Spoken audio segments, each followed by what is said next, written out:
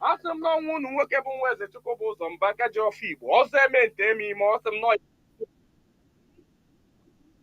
n'oge akara aka eluo mmụọ na nna anyị ochie asị m gị binye mmụọ na-afụ na ife afụ na nzuzo asị m gị binye oke ọfọ ji eje ọgụ asị m unu binye ọfọ ndị Igbo niile asị m gị binye ọfọ ndị mmiri asị m gị binye ọfọ ndị ikuku asị m gị binye eze nwaanyị osimiri asị m gị binye eze nwaanyị na-ebe asị gị binye eze nwaanyị Idodigbu na-eme asị gị binye eze nwaanyị Amambara asị gị binye eze nwaanyị osimiri Njaba asị gị binye eze nwaanyị ala Igbo niile asị gị binye eze nwaanyị ọgba asị gị binye eze nwaanyị Anike Wawa asị gị binye oke arụsị na n'ike ojuru nwaanyị aga asị gị binye n'oge akara aka eluo igirigi ọgụ mmụọ asị m na gboo dike mbọsị ihe ike mere ọ ga-achọkwa nwa dike asị m dododo unu binye unu bịa tara ọjị na Chijireji efola asị m unu binye unu bịa tara ọjị na Chijireji efola nna nna anyị ochie mmụọ niile nwụrụ anwụ ka anyị dị ndụ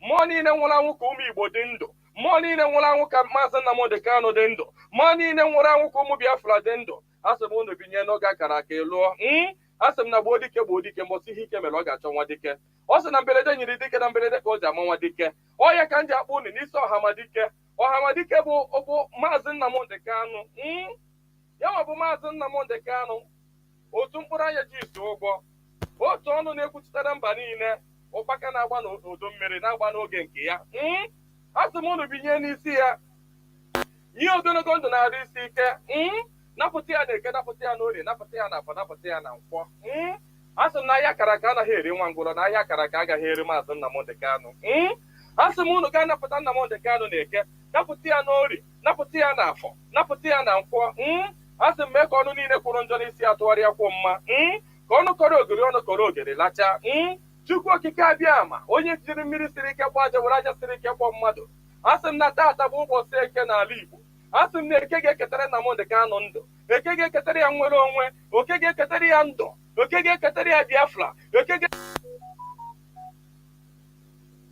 ya ajọ mmadụ na ajọ mmụọ asị m na mbọsị ọ ga-apụta Ekwensu ga-anọ n'ụra ndị ilu ya ga-anọ n'ụra ọ kwara ekwe osu asị m gịnị bụ ekwensu asị m na mbọsị ọ ga-apụta ya bụ ndị ilo ga-anọ n'ụra ọha bụ ndị ọha nwa bụ ekwensu asị m na ha ncha ga-anọ n'ụra na Nnamdi Kanu ga-apụta n'ike na ebube Nnamdi Kanu ga-apụta n'ike na ebube asị m na ọnụ kwụrụ njọ n'isi ya ga-atụgharịkwọ mma asị m ọbịa igbu Nnamdi Kanu bụ onwe ya onye si na Nnamdi Kanu agaghị adị ndụ onye a ga-eji anazere mmiri onye si na Nnamdi Kanu agaghị apụta onye a ga-eji anazere mmiri ọnụ niile kọrọ ogiri ọnụ ga-akọrọ ogiri lacha osisi abụla oturu ga-ebeche wee kwele onye si na Nnamdi Kanu aga-apụta asị m na ọnụ ahụ iji wee kwuo ya na ike ejikwa ya wee kwugharịa mma n'isi ya asị m na ebe onye ahụ na-atụ Maazị Nnamdi Kanu aka asị m aka gị ga-akpọnwụ osisi ahụ fụrụ Nnamdi Kanu wee tọọ nkwe asị m ikuku futuo gị anya ọbụla fụrụ Nnamdi Kanu kwawa akwa alịrị asị m alịrị akọrọ ya n'anya onye fụrụ Nnamdi Kanu cheta ihe gburu nwa ya gbuo ya maka na ọ bụrụ ya gburu nwa gị Chukwu okike abịa ma asị m na mberede nyiri dike mberede ka ọ ji ama nwa dike asị m na okirikiri ka a na-agba ukwu ose ọ dịadị ukwu ose elu na okirikiri ka ndị iro ga-agba Nnamdi Kanu mana ha ama mkpata ya aka ọ sị na nkirikiri ka ọ na-ekiri odido jiri odido enyi ozu na ọkwanụ nkirikiri ka ndị iro ga na-ekiri ya mana ha ama mfụ ya anya asị m na eje anaba isi ije asị na Nnamdi Kanu ga-eje na ọ ga-ana asị m na inye anaghị eri ọba maka na inye na ọba bụ nwanne inye agaghị eri Nnamdi Kanu maka na ọ bụ nwa iyi asị na Nnamdi Kanu ga-adị ka echi anaghị agwụ agwụ maka na ije ejere bụ ije mmiri ọ bụrụ eje nkụ asị na ya bụ ije ga-abụ ije mmiri asị m na ọ ga-anata n'udo asị m na ọ ga-abata sirili welere asị m na unu ga-aga kpọnatara anyị Nnamdi Kanu asị m unu ga-akpọnatara anyị Nnamdi Kanu ga-akpọnatara anyị Nnamdi Kanu ga tụnye ugo gaa nye ya mmeri gaa nye ya mmeri gaa nye ya mmeri tụnye ugo n'elu ugo nye ike n'elu ike nye ya ndụ n'elu ndụ ọkwanụ ndụ ka o ji efu n'efufe unu nye Nnamdi Kanu ndụ onwe ike wee kwụrụ jinjin onwe ike wee kwụrụ wee fuo n'ofufe a sị na ya kara ka anaghị eri nwa ngwụrọ ihe mere ha ji jide Nnamdi Kanu bụ ka nwee ike wee megide ndị Igbo ka nwee ike megide ụmụ Biafra ka nwee ike wee kwuchi anyị ọnụ ka ha nwee ike wee kachi anyị ọnụ ka anyị ghara ikwu okwu ọzọ mana ama m na dododo Chukwu okike abịa ma ndị nwa na ndị nwe mmiri ndị nwe ikuku ndị nwe anyanwụ mmụọ nna nna anyị ochie mmụọ niile nwụrụ anwụ ka anyị dị ndụ mmụọ niile ọ kwafọrọ ọbara ha n'ike maka ihi Biafra asị m unu binyenu asị m unu dododo na ọkwa na unu bụ ihe nwe ike a ọkwa na unu ga-eji ọgụ mmụọ a ọkwa na unu ga-aga bụori ya ọkwa na unu ga-aga napụta ya maka na ihe ọ tinyere unu n'aka anaghị ele ule asị m dododo igiriga ọgụ mmụọ eze nwaanyị niile nọ n'ala Igbo mmụọ niile nọ n'ala Igbo asị m unu binye maka na onwe onye nọ n'ụwa na-anaghị aṅụ mmiri onwe onye nọ n'ụwa na-anaghị eri nnu nnu bụ ihe ụtọ si na mmiri wee pụta onye ọbụla na-eri ihe na-eri ihe dị na mmiri onye na-asa arụ ji mmiri asa arụ onye ọbụla na-eme ihe ọbụla ọ na-eme ji mmiri eme ya asị m ihe ọbụla mmadụ na-eme n'ụwa mmiri ọ na-ebube ụzọ asị m onye ọbụla kpọrọ mmiri asị na mmiri a ga-agbagbu ya asị m onye ọbụla fụrụ mmiri n'anya ga-afụ Nnamdi Kanu n'anya onye ọbụla fụrụ mmiri n'anya ga-afụ Nnamdi Kanu n'anya onye ọbụla mmiri na-awụsa n'arụ ga-afụ Nnamdi Kanu n'anya onye ọbụla mmiri na-emesa n'arụ ga-afụ Nnamdi Kanu n'anya onye na-aṅụ mmiri na-eli nnu asị m na ọnụ anyị ji wee lie nnu wee ṅụọ mmiri na ị ga-eji akwa okwu ọma n'isi Nnamdi Kanu n'aha Chukwu okike abịa ama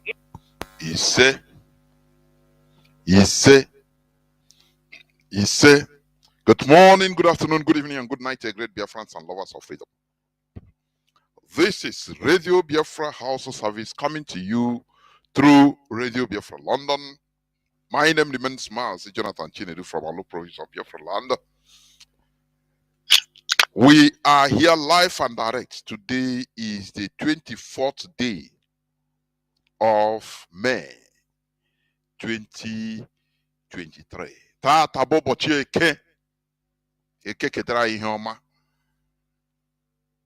Therefore, today we are here live and direct. You are listening and hearing our voice live. Today being the 24th day of May 2023. Through our FM stations or CHK 102.1 in most part of Biafra land. You can be hearing our voice. We are on satellite also, free to air satellites. Also on social media, we are there. Radio Biafra Hausa service, IPOB Rapture Media, the Biafra Digest. Name them. Just go to Google and type in how do I listen to Radio Biafra London. It will give you multiple choices. On Facebook, different places, you'll be hearing our voice. You can download IPOB Community Radio. It's a very low data consuming application. Also, you can download TuneIn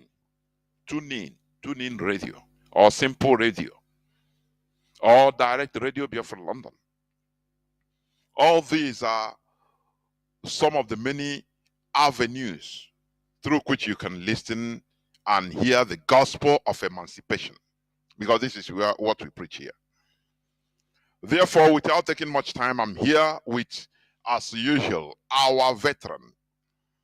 Mazi, please come on and introduce yourself, because atope.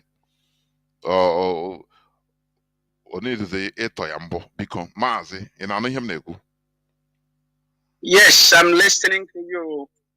There were. Go on, Mazi, good evening. There were. Mbedoma, fellow Biafrans, here we are again. My name is Mazi Zekulie from Biafra land. There is no need of calling him Anambra. These are artificial creation to divide us. We are Biafrans, and part of us are Ndibo. This evening, here we are again to interact and be able to discuss on certain issues that bother us as a people, because our race is under siege. They want to eliminate us completely, but many of us doesn't know.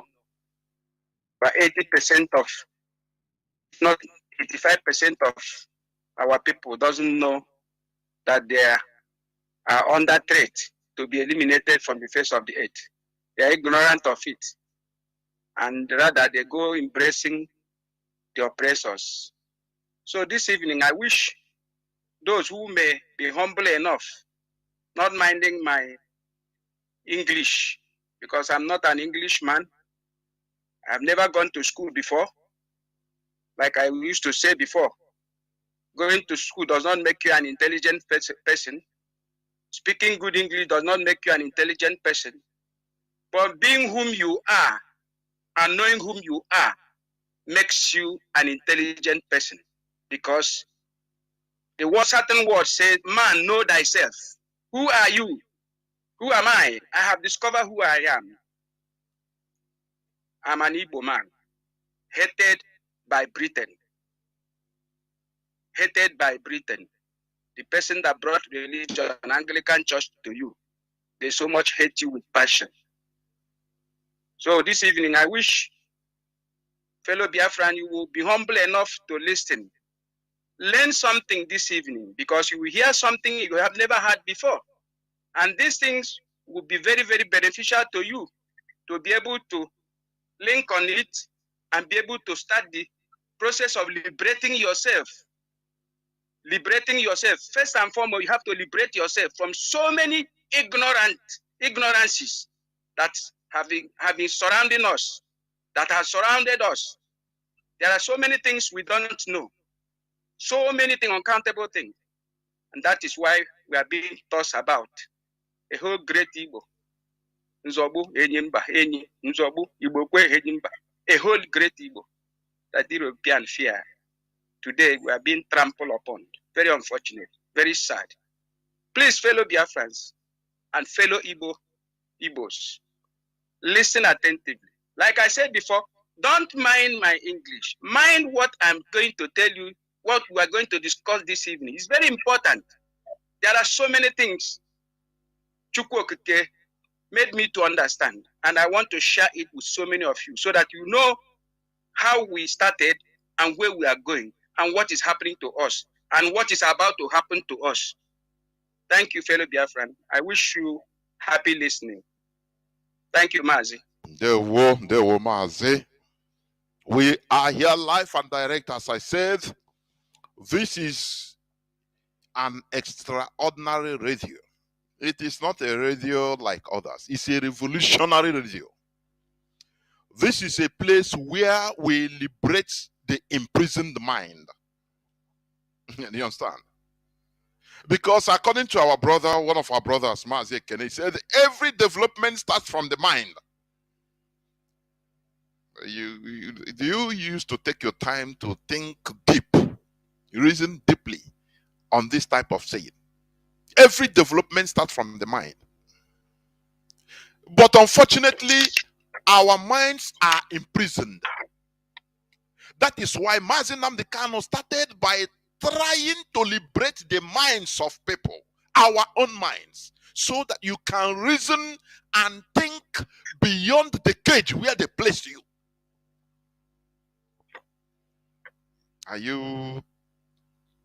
Do you think you are getting what I'm saying? Imagine being in jail. Reality becomes fantasy.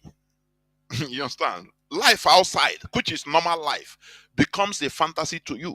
You reason just in that cage you are in. You don't think about going on cow or going on the highest cow. Or, you continue reasoning as that place you are being put caged into. That is an example of an imprisoned mindset. We have been imprisoned for a long time, not to think beyond the cage. That is why you see our people very, very absurd. Anything that happens, the reality our people are seeing is tales, folklore, fantasy, belief. That is where our people have been caged. So that you interpret everything that you are seeing by the day according to that cage you are in. That is why our people they quote Bible more than even King James, the writer. I say most of our people. Everything that happens to us, every daily life, everything, they are seeing it from the prism, from the mindset, from the sight of that place they are being put. Mazi Nnamdi Kanu came and said, look, our people have been imprisoned enough.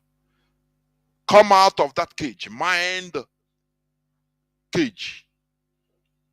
That colonized the mind and reason vastly, subjecting everything to the altar of reason. Do you know what it means? Do you know what it means? Not one-sided. Not one-sided. Our people are perishing because of ignorance, stupidity, gullibility, lack of knowledge. That is why in our land, I don't think today I've asked many people, nothing like autopsy. Nothing like autopsy. Because anybody that dies, there must be somebody that believe that I've killed him. There is one video somebody sent to me, I think yesterday or the day before yesterday. Maybe he's listening. I don't know the place where, I think it's food poison that killed a family. Man, husband, woman lying on top of the husband with their 2 babies. And the food they were eating was there on the table. They couldn't even finish it. So, it's clear that they died of food poison. Now, they started advertising. There is one sardine, this canned sardine. Oh, is this sardine? No, the person, and I know it's all these bloggers or the person that is videoing it. Oh, is this sardine? No, that is please, is what they say that killed what they say. And I asked that brother, I wrote him, I say, Mazi, these people that died, how do you know that is the poison comes from the sardine? Is there any scientific proof? Did they go to autopsy and everything was being tested and found out that the poison came from the sardine? I don't know whether the brother even answered me because I was pissed off. Because of the cage we are in. Once anything that happened, somebody will just bring hearsay, no proof, nothing. Hey, that is a spark off the whole rumor. Rumor becomes a reality because we are in an enslaved mindset. Somebody will just bring up just hearsay. Oh, but how do you know? Is there any side? Did they take the food? You might be blaming the sardine. You don't know that the problem is from the rice itself, the raw rice that was cooked and joined everything. It can be from the onions. It can be from any of the ingredients, the poison. It could be a mistake, something deadly, or the preservative for one particular food, or one thing or the other. But it has been concluded that it is this, it is that. No autopsy. Once somebody died, I start, Mazi, I look at our people as we are still centuries backwards, like 12th century we are. I'm telling you, the way our people reason, it gives me concern, honestly. In this 21st century, somebody will die, no autopsy, rumors will start. No autopsy, no scientific proof in order to determine what happened to that person, in order to prevent it so that it doesn't kill another person.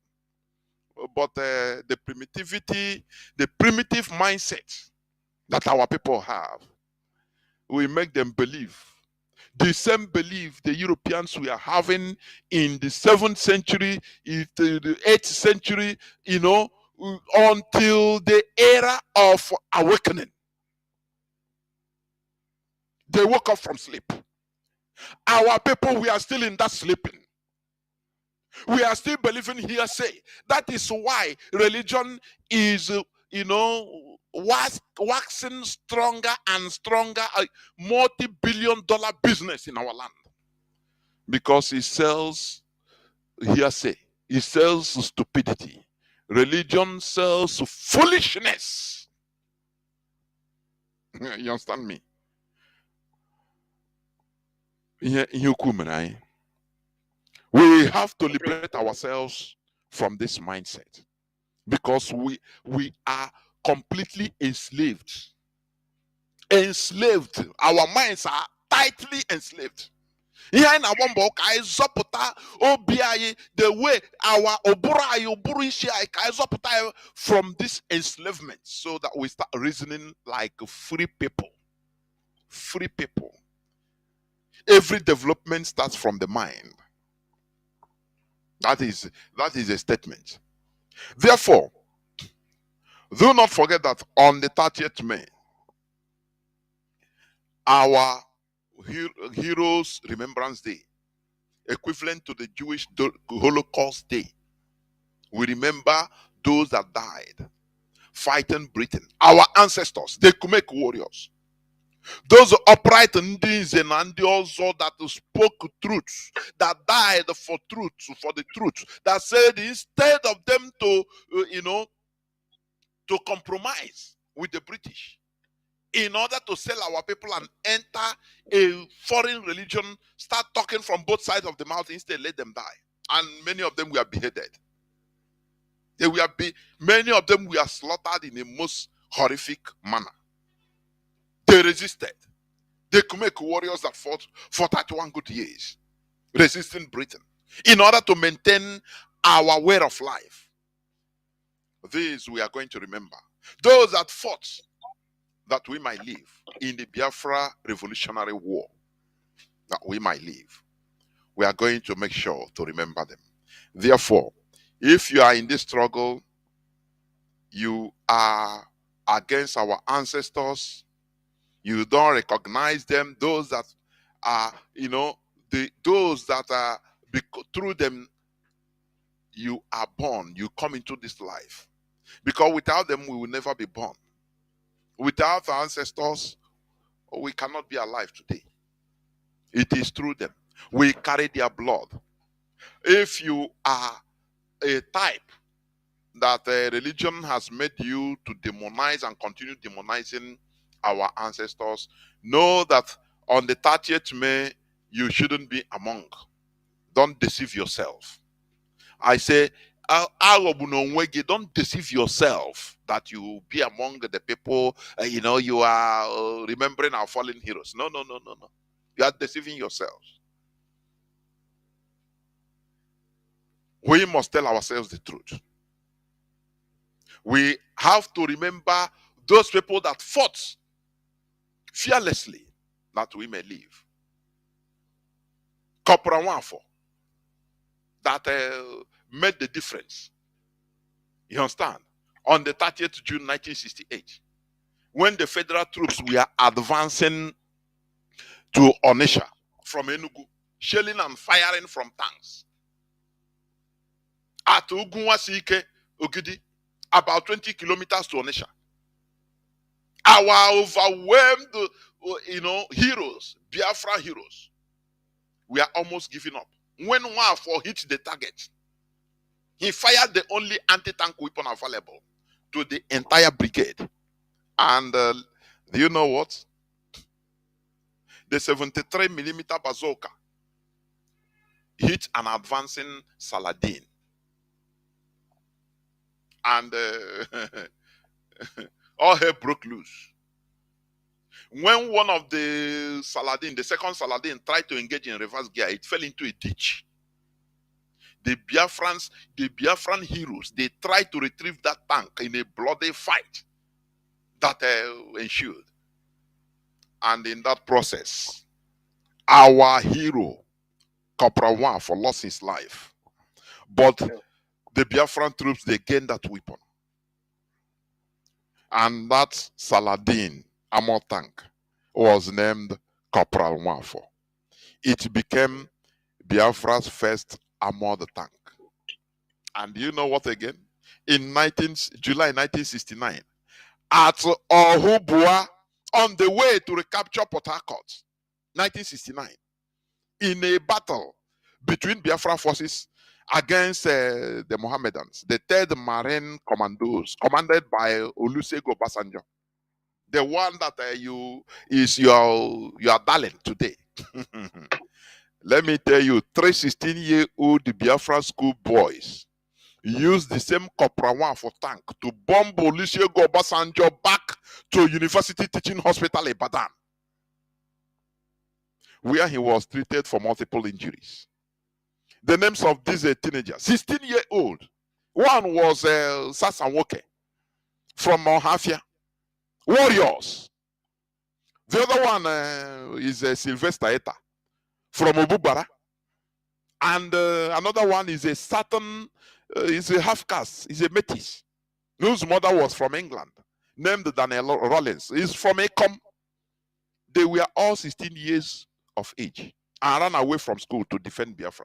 These are people that we need to remember. Do you hear me? Radio Biafra is making us to understand, to know who we are.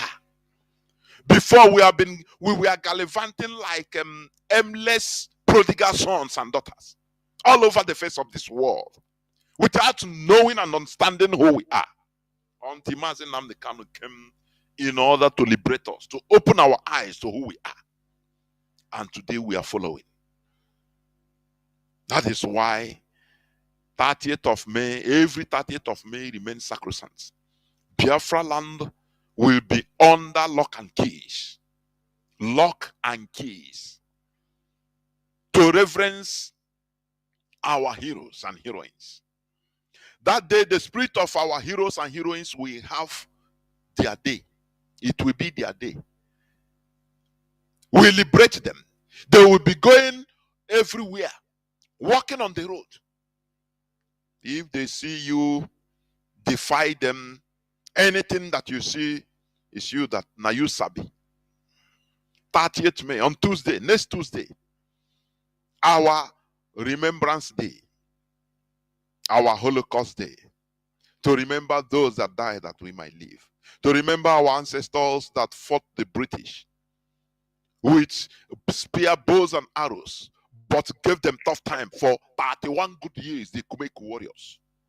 Those that died in order to maintain our tradition, our way of life against the invading Europeans. We must remember them. Remember, our leader is Mazi Nnamdi Kanu, who is still in the enemy dungeon, but make no mistake about it. We are never worried because we know what we are engaging is a freedom fighting. It is not a freedom joking. It's never child's play. It is freedom fighting. It is a matter of life and death. Jail, everything. Therefore, our leader is in the forefront and he must be released. The Nigerian government has nothing. It has no case against Mazi Nnamdi Kanu.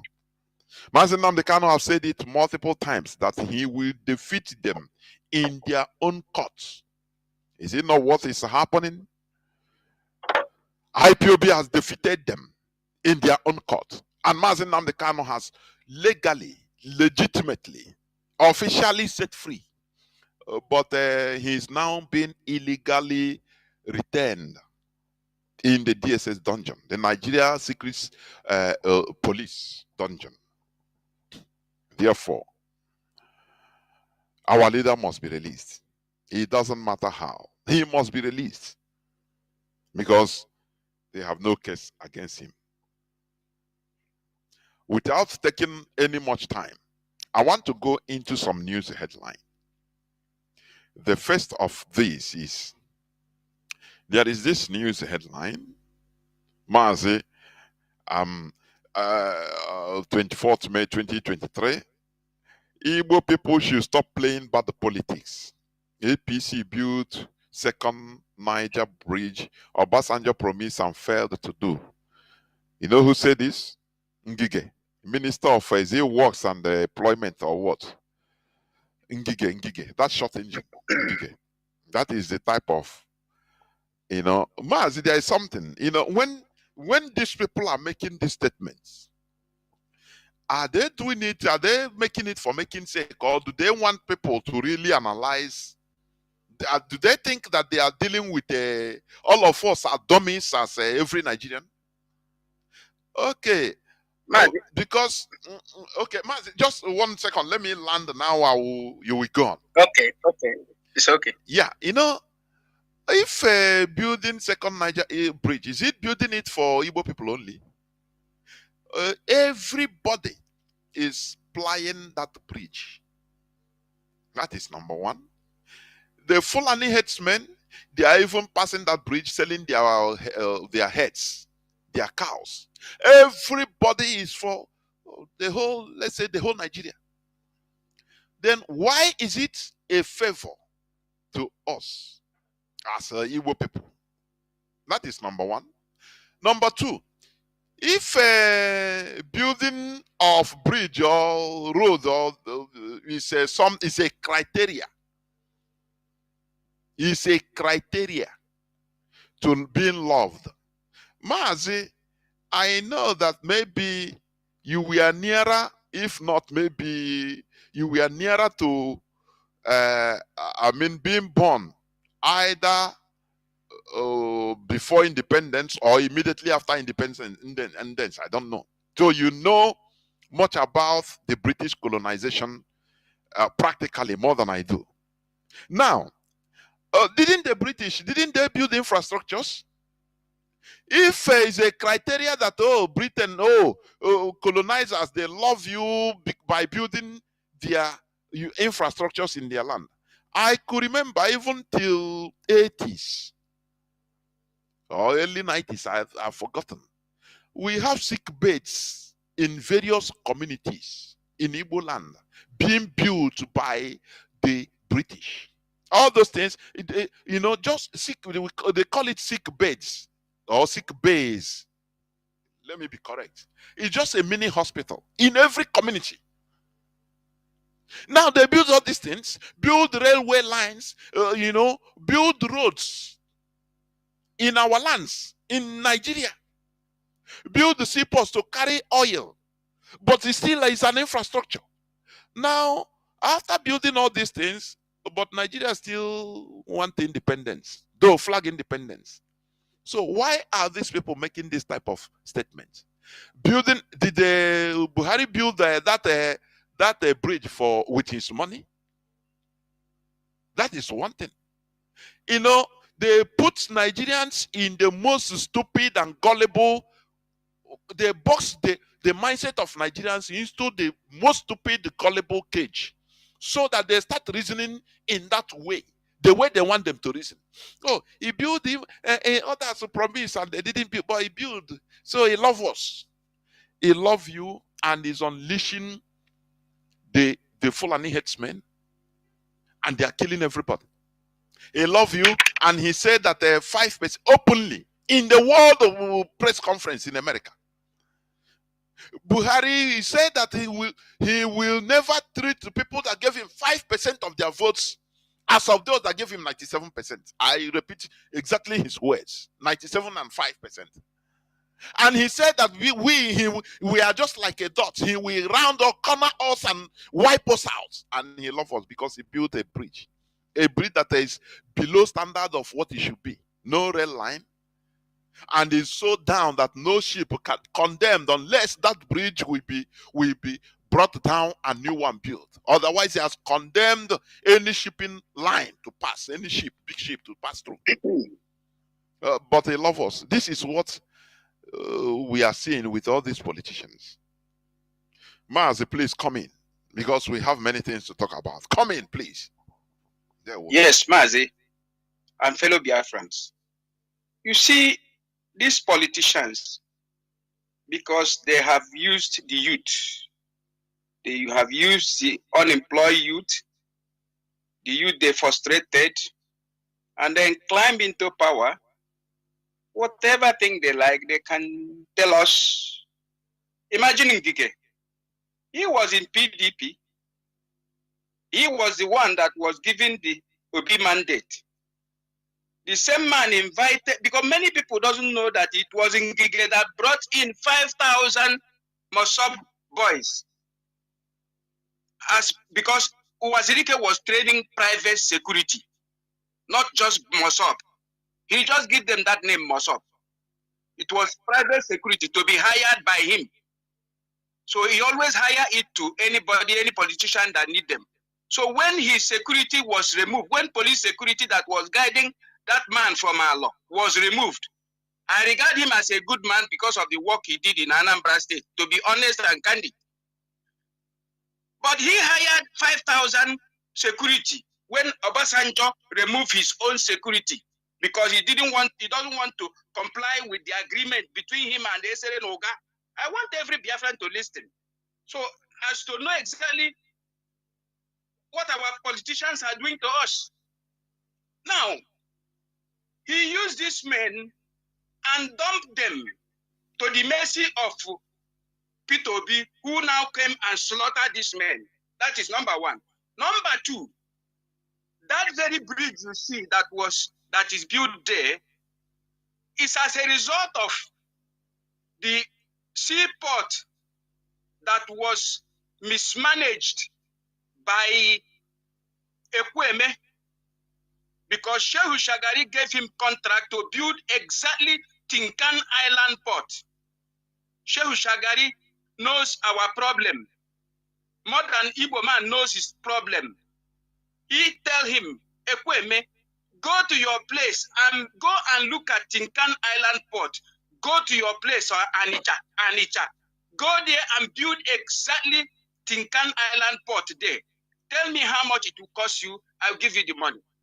And Ekweme collected this money. Instead of building this Tinkan Island port exactly as it was given to him, he used this money to go and build motel all over the Federation. That is number one unforgivable sin, even if he's dead by now. But we will never forgive that man. That is number one. Number two, when he fell, and finally, Obasanjo discovered the mindset of Shehu Shagari, how he was fraternizing with Ndibo. He called other army general, they overthrew him. He was put in jail. But before then, there is a day I traveled to Abuja with my car. I was coming back, instead of going towards Umunede axis, I took the other one that goes to Nsukka, from Kogi down to Nsukka, Opi Nsukka, to Enugu. I came across this bridge, standard bridge, very, very high bridge. They have already prepared. A very big ship can go under it. Without me, try that road any day, any time. That is River Benue Bridge. It's River Benue. Not River. I don't know that. It cross between Kogi to Nsukka. It is that. A very mighty bridge. They have already prepared this project that a big ship can always pass through that place. Just like you have the bridge of Onitsha, Niger Bridge. Now, when Okweme fumbled, he couldn't deliver exactly what he was asked to do.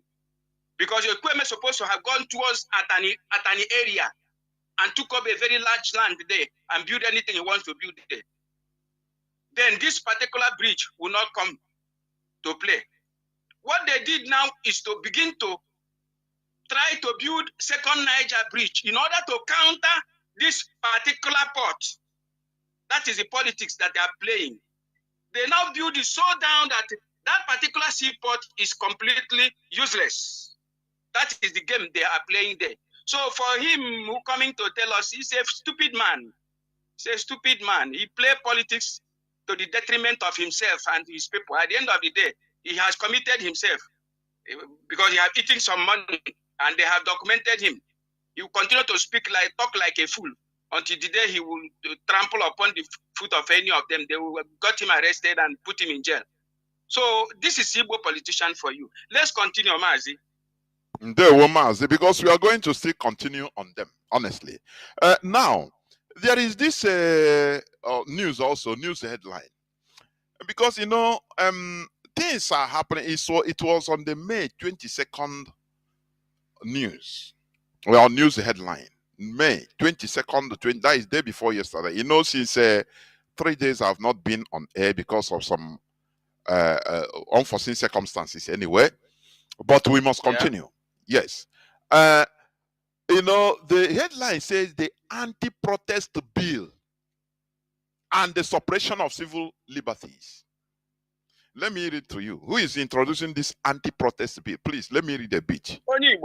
Don't preempt. Let me read, please. You know. I have already known before. The Nigerian government is on its way to silencing its citizens. The recently announced anti-protest bill has passed a second reading and has generated much controversy. It has raised concern amongst human rights activists, civil society organizations, and citizens. On May 4th, 2023, the House of Representatives passed a second reading of a bill providing a 5-year prison sentence for illegal protesters in Nigeria. The bill introduced by House member Emeka Chinedu Martins seeks to so Onye Igbo Mazi Onye Igbo Mazi, what I have seen in Nigeria is that Okwandi Igbo gasara Nigeria Iwakwa eziokwu Okwandi Igbo Mazi Okwandi Igbo from A to Z. There is something I see that is happening. All these useless anti-people's bills, they are being introduced by the Igbos. Is something I've look at. Let me play you what have been going on, but let me play it. Let me repeat it. Even it has been on our distance here. I mean, going on Radio Biafra cloud here. This kidney issue, you know, Mazi, since that time I said I never come on air, so we have to put mouth on it. I put this bill introduced by Chinedu Onyibo, Emeka Chinedu Martins, Onyibo, Igbo man. Now, compare also with this news that broke, this organ harvesting question. The bill that this thing, you know, we are now talking because we had it from just one person, a good person that revealed it. This thing happened Otego man. The time Ike mother was a Senate president. But no, because deputy Senate president. Deputy Senate president, yes. Not been Senate president. Yes, deputy Senate president. He presided over it. It was introduced by Okowa as a senator. Onyibo. And Ngige was there. All of them were there. The man, let me play it, Mazi. Let us listen to it. I know we have been listening to it, but I want us to listen to it so that we remember, I have read the headline of an Igbo man introducing anti-protesting law bill. Who are they targeting? Igbo people. Maybe why he is doing it is one of the reasons is to make his opponent in his ward as a senator. Maybe I don't know the man which ward they come from. In his village, that opposition that wants to challenge him, he's doing it so that he cannot bring out his voice to protest. But he don't understand, he don't think profoundly about the effect it's going to have. They will use it to kill our people. Because all these things, it doesn't happen in the north. The northerners, if they want to protest too, after Friday prayers, they come out. You can't do nothing. They will not even, no person will kill them. So everything they are doing is only our people. And they are using our people in order to achieve this. So Mazi, before we continue commenting, let us listen more and more on this. And we know for sure that this was headed by an international organ trafficking cartel. They funded the National Assembly. Of some people estimate to the tune of 6.2 billion US dollars. They also bought all the Nigerian government, federal government hospitals at the cost of 3.2 billion US dollars. He said they have bought, Mazi, note this one. They bought this international organ trafficking ring They have bought the Nigerian Federal Hospital. They have bought. They paid advance. You will say it. They have bought it. Which means, Mazi, do you now see the reason why every politician, once they have a headache, they fly abroad? Because they know that they know what they did.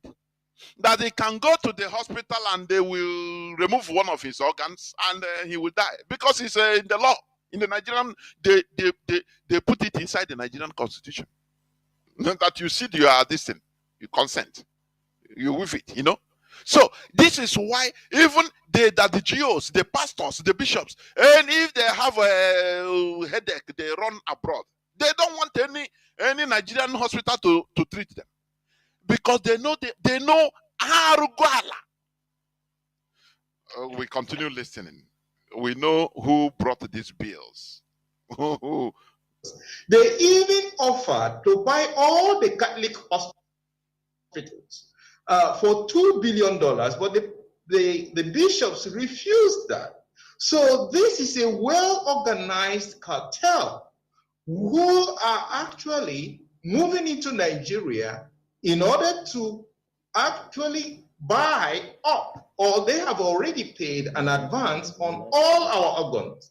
Anybody they have paid advance on all our organs, which means every Nigerian is just like a chicken. They are rearing Nigerians as guinea fowls or chickens for your organs. Bill Gates is waiting for you. Anytime they want, they will have. That is why Nigeria becomes the highest producer of organ trafficking in the world. Do you remember when they found found a container full of 7,000 plus pennies, 7,200 pennies, yes, of youth, fresh pennies, 7,000 plus people, men. Dead, what and immediate in China. That is, when they discover one, which means thousands have passed already. Thousands have, immediately. Yes. Mazi, do you know what baffled me? Immediately, the Nigerian Senate, the Nigerian government said, "Don't worry, don't talk about it. We will investigate." Until today, in order to quell everything from public domain.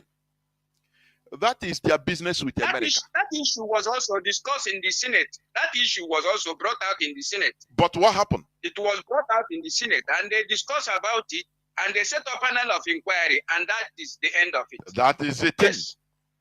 Because I was watching it. Because they know, all of them, they know what they did.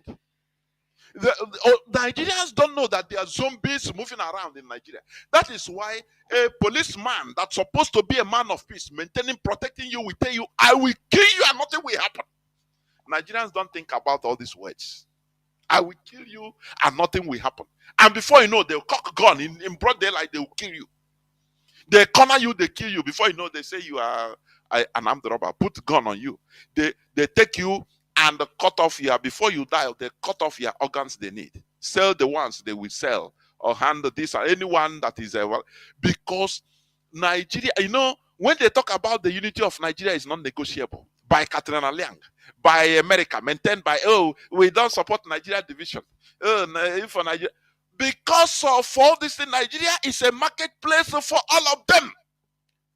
Nigerians are being seen as the way you are, go to poultry, you look your chicken. The chicken that you are rearing in poultry, you don't rear them because you love them. The love you have for them, you want them to be doing good. They will be eating, they should be eating. Anyone that is not eating, you check where they have disease so that it doesn't contaminate others. You give him medicine. You are not doing it because you love him or you love that chicken as a chicken, to live normal life. No, because you love it because of the flesh. You are just imagining, this one will be robust. If it's robust, it will make a good meat. That is the way Bill Gates, America, Britain, all these countries of the world are seeing Nigerians. And the Nigerians are zombies. I'm an intellectual. I'm this, and you don't know that you are in a hellfire waiting to be burnt at any time. You don't know that. You think that you're in a country. You know, you are like that. Or they have sold everybody wholesale. Mostly Igbo people. Mostly Igbo people. Now let us. Mazi, do you know why? Okay, go on, Okay. go on. Do you know why they always use Igbo people? Because during the slave trade era, Igbo slave trade sellers, those that go to kidnap, rank number 1 in the whole Africa. They rank number 1. Igbo people will move from that enclave, go to Oyo area and kidnap people and sell.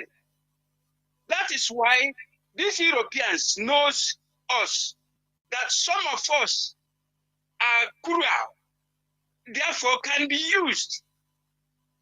That is why we are where we are today. And that is why they are holding Mazi Nnamdi Kanu, because Mazi Nnamdi Kanu proved exceptional, very pure and clean. You cannot bribe him. You cannot ask him to do such a thing. It is not in his blood.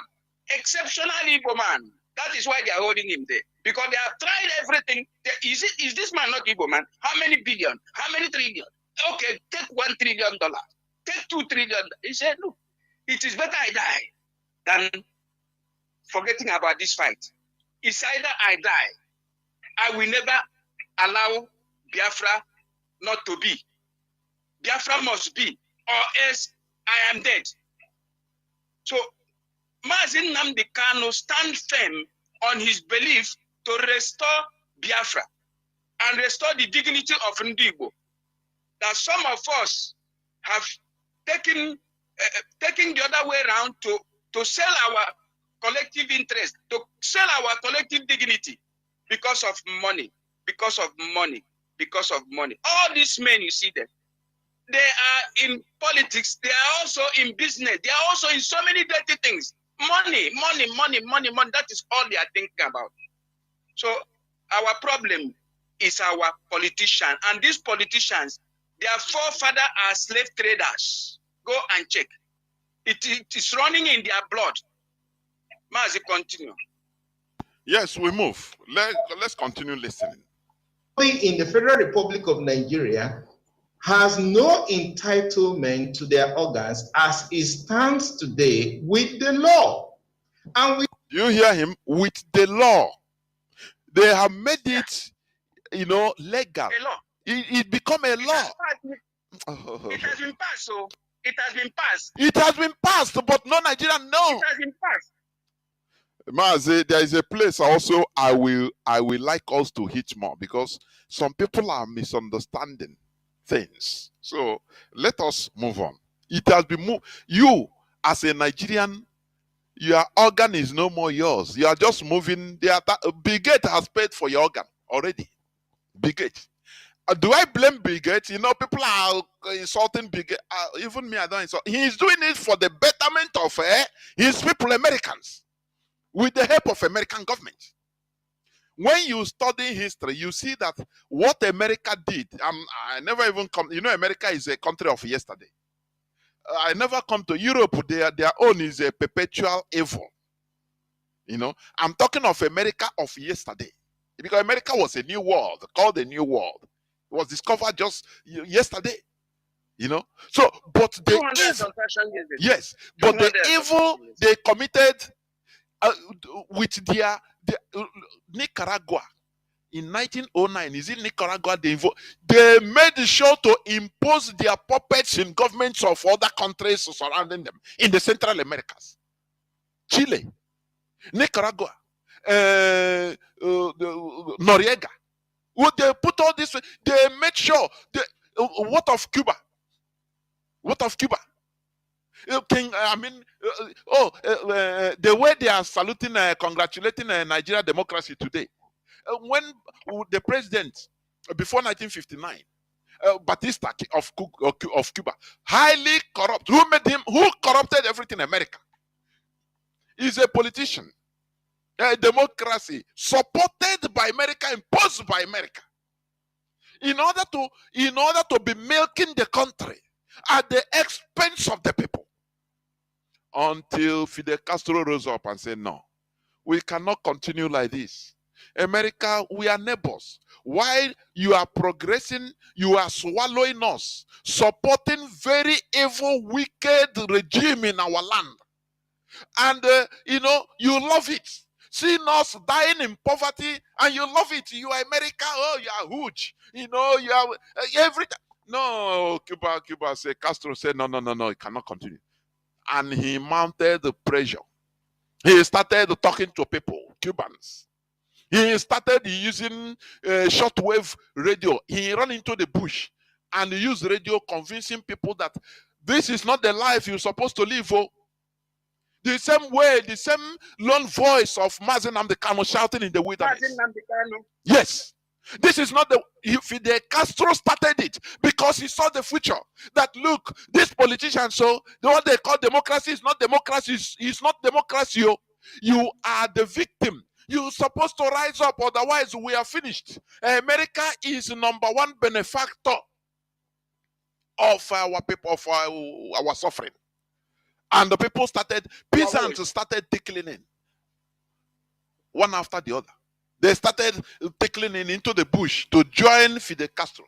Before you know it, he rose a formidable force and started having, well, that time they were calling him a terrorist. That's a freedom fighter is always called a terrorist. He was at the first they said this man, where he come from, is inconsequential. People started listening to him through the radio, shortwave radio. That time, 1950s, started listening. They saw people that were frustrated, vile men that always help, people that you call these are jobless people because they are suffering from the system. That is why they always hit the call, the first call, and it's normal. Everywhere is normal.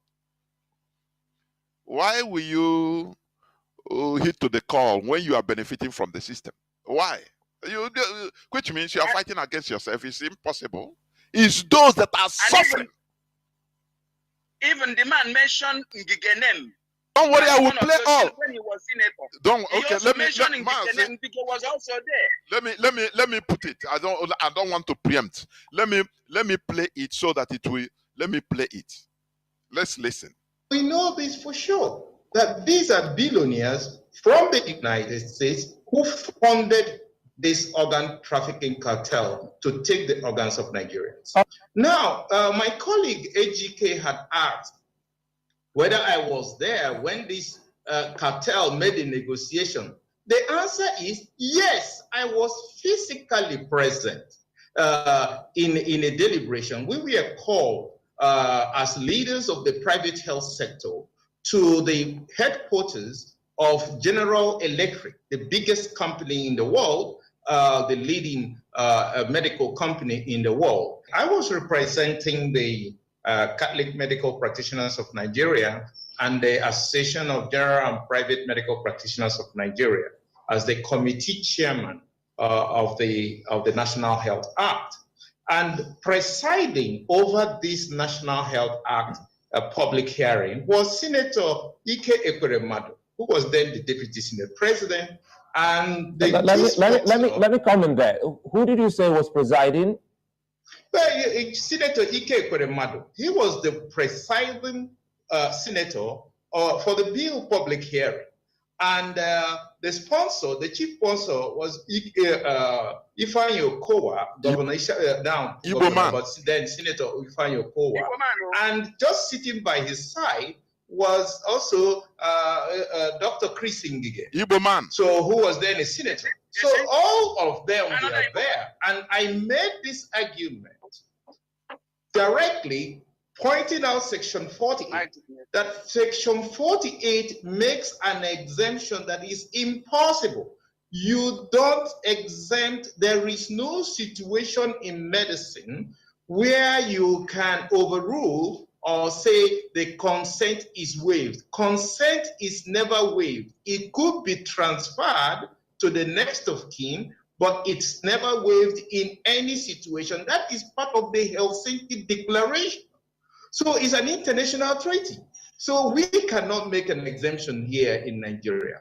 Then I also pointed out the loophole in section 51. You cannot have the medical practitioner or the medical director of a hospital be the one to authorize that an organ is taken from someone to be given to another person. So it is wrong. You can't give what you don't have. That's a legal principle. Then I pointed out in section 53 that it is also when you say reasonable cost for reimbursement of reasonable payments. What does that mean? Is 10 million naira reasonable payment for kidney? Some people will tell you that too. So you actually legalized the sale of organs in section 53. Now, my colleague AGK had asked whether I was there when this cartel made a negotiation. The answer is yes, I was physically present in a deliberation. We were called as leaders of the private health sector to the headquarters of General Electric, the biggest company in the world, the leading medical company in the world. And we were told that Bill Gates offered them $2 billion to build 260 hospitals in Nigeria. So they want us to name our price so that we can be paid off, so we will lead the entire medical system, so that we will not be practicing medicine, we will not be practicing pharmacy, we will not be practicing laboratory science. In Nigeria, no Nigerian will be in the medical profession. And we should just name our price so we will be compensated for. We couldn't believe ourselves. Why would anyone do a thing like that? This was done. I was present. It's not somebody told me. I was physically present before the executives of a General Electric with a number of other Nigerians in the health sector, in pharmacy, in laboratory sciences, and there were executives of GE from their headquarters in New York. This is the first time it's happening in the history of humanity. Nothing like this has ever happened. And I warned Ike Kurumado before the Senate, and Nigerians there will bear me witness, and many of them still remember. I told Ike Kurumado before the entire public hearing that he will be the first victim of this law he's standing for. Before everybody. Senator Kowa can also bear me witness because he was there. And I told him, it now seems like a prophecy come true. And this was exactly what happened. That the Senate of the Federal Republic of Nigeria sold the entire organs of the Nigerian people, even when they knew that this was the situation.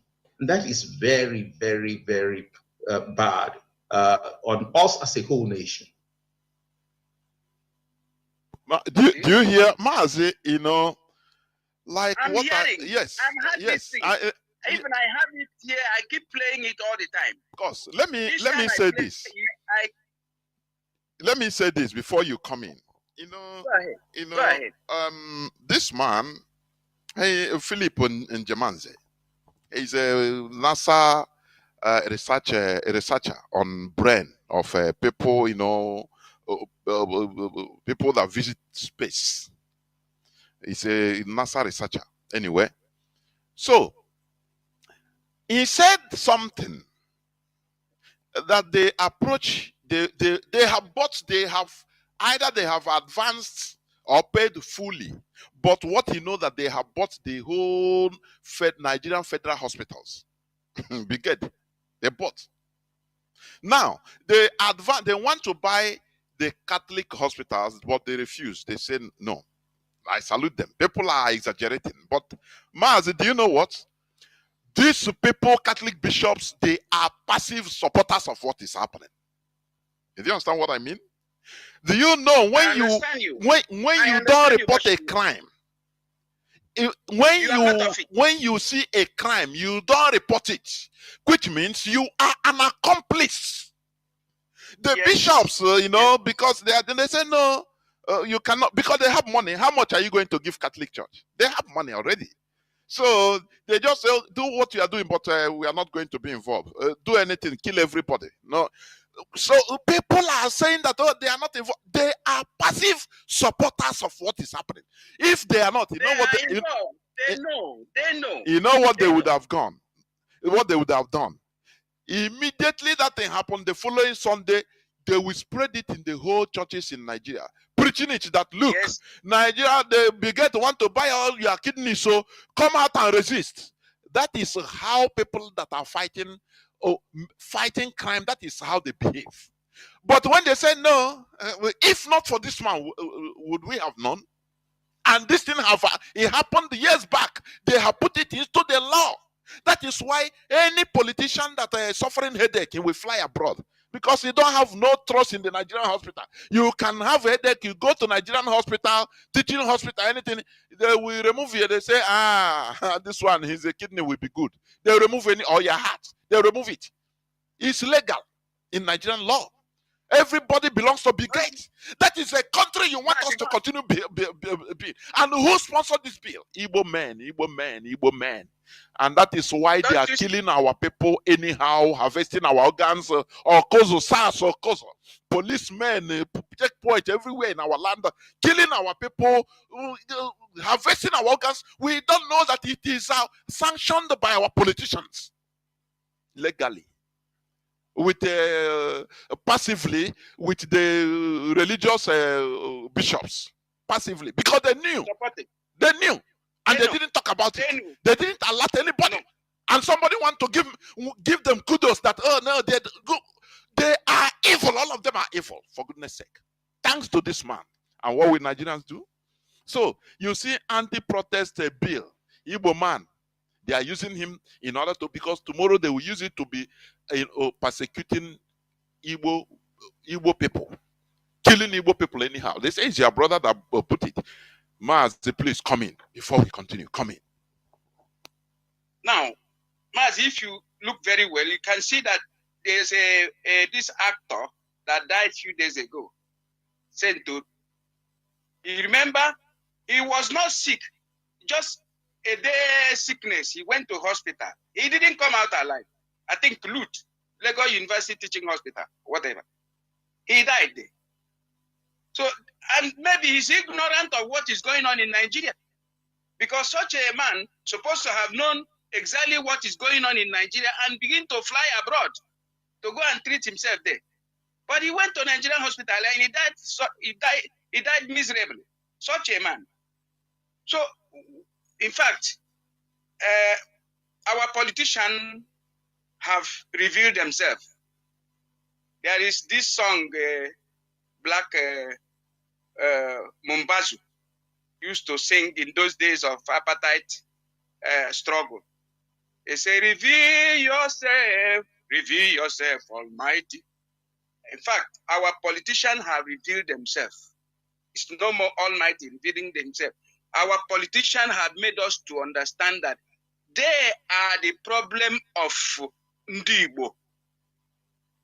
Possibly, they are also the problem of Nigeria, apart from the one Britain created.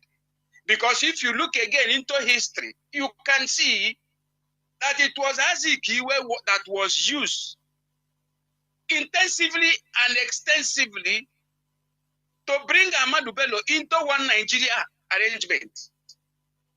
It was Azikiwe. It was Azikiwe again, his own political myopism, that made him for Yoruba to join the so-called independent of Nigeria. Each time Anthony Anohoro made a move, Ahmadu Bello will say no. Azikiwe will persuade. They use Azikiwe. That is always in Igbo. Always in Igbo. What is wrong with these men? What is wrong with them? They don't know anything about value of life, value of their people. Only thing they know is themselves, political interest, personal political interest, money. That's all they know. And look at us today. We are nothing. We have been trampled upon. Igbo politicians. What is wrong with them? Any of the story that comes up, you will see the hand of Igbo man there. People have forgotten about Aton Zeribe by now. He died miserably. Do you know it was Aton Zeribe that was also used to scuttle Abiola mandate? I don't know how much he was paid. In the middle of the night, Aton Zeribe went to, what do you call him? One judge, is it magistrate or what? Ipeme, somebody, a woman from Calabar, and obtained judgment that stops Humphrey Nwosu from announcing the remaining result. In the middle of the night, he went and knocked on the door of that woman. And the woman gave him that judgment that night to stop election result. The final, just one state or two states. Already the rest of state has been announced. Just to make sure that certificate of return is not given to Abiola. It was Aton Zeribe that was used. Every dirty work must be an Igbo man will go and do the work. Why is it always Igbo man? That is my question. Why is it always Igbo man? Igbo man was used to rendition the great man of our time. Ofunkulanya Juice. The only man Igbo man has. If a Hausa man has somebody like Nnamdi Kanu, they will be dancing. Fulani has Usman Danfodio. Today they are great. The only man you have, God give you, you went and rendition him because of political interest 2023. It has come and passed. Always Igbo man. What is wrong with our people? I don't know.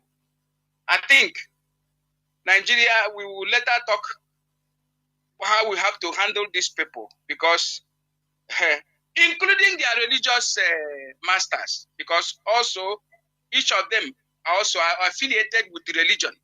This dirty religion they brought from Europe to us that make us blind, make us stupid. Mazi, I think you continue. Because Mazi, you know, yes, in what you said, because we have been saying this, Igbo politicians, it is our politicians. Yes, I agree. But I want to bring another dimension to this. And that is always my argument. You know, your politicians reflect the type of people you are. It reflects you, the people. These people, they didn't fall down from heaven. The politicians we have today, they didn't born them and all from womb they become politicians. No.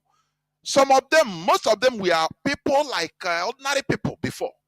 Look at Hope Uzodinma. He was not a politician. He was just ordinary hustler. You know, so you see that the problem is the people itself in the Igbo. I want us to look at this thing holistically. When we are talking about, you know, like some of us are calling for campaigning for killing, scattering of the Igbo politicians. I say yes, it's good, but when you scatter them, you replace them with who? With angels from the planet Mars, or with the same another set of Igbo people with which mentality? So I see that the problem is we are underdeveloped mentally. I'm telling you, as Igbo people, we are primitive when it comes to politics. We don't know. You know, you said it all. Igbo man is a businessman by nature. So anything that he enters into contact with, both politics, so he uses it to do business. He thought he's buying and selling. I totally agree with that. Because when you talk about politicians also, look at our villages, look at ordinary people. Just look at ordinary people. You know, I just give analogy with a tree. If you want to cut a tree, to cut it, you know, forever, so that what do? You a ball from the roots. If you cut it up, because you are seeing the leaves, you just go cut them galabai.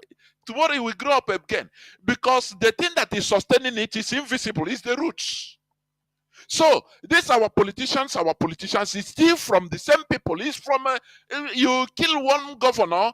Is another Igbo politician, another Igbo man that will replace him, and will still be worse than that former one. Don't you see Charles Soludo? When Soludo was talking like a reasonable person before. when he launched Ofodile book on Biafra many years back, which I used to play his voice, people clapped that he said this Biafra must be discussed.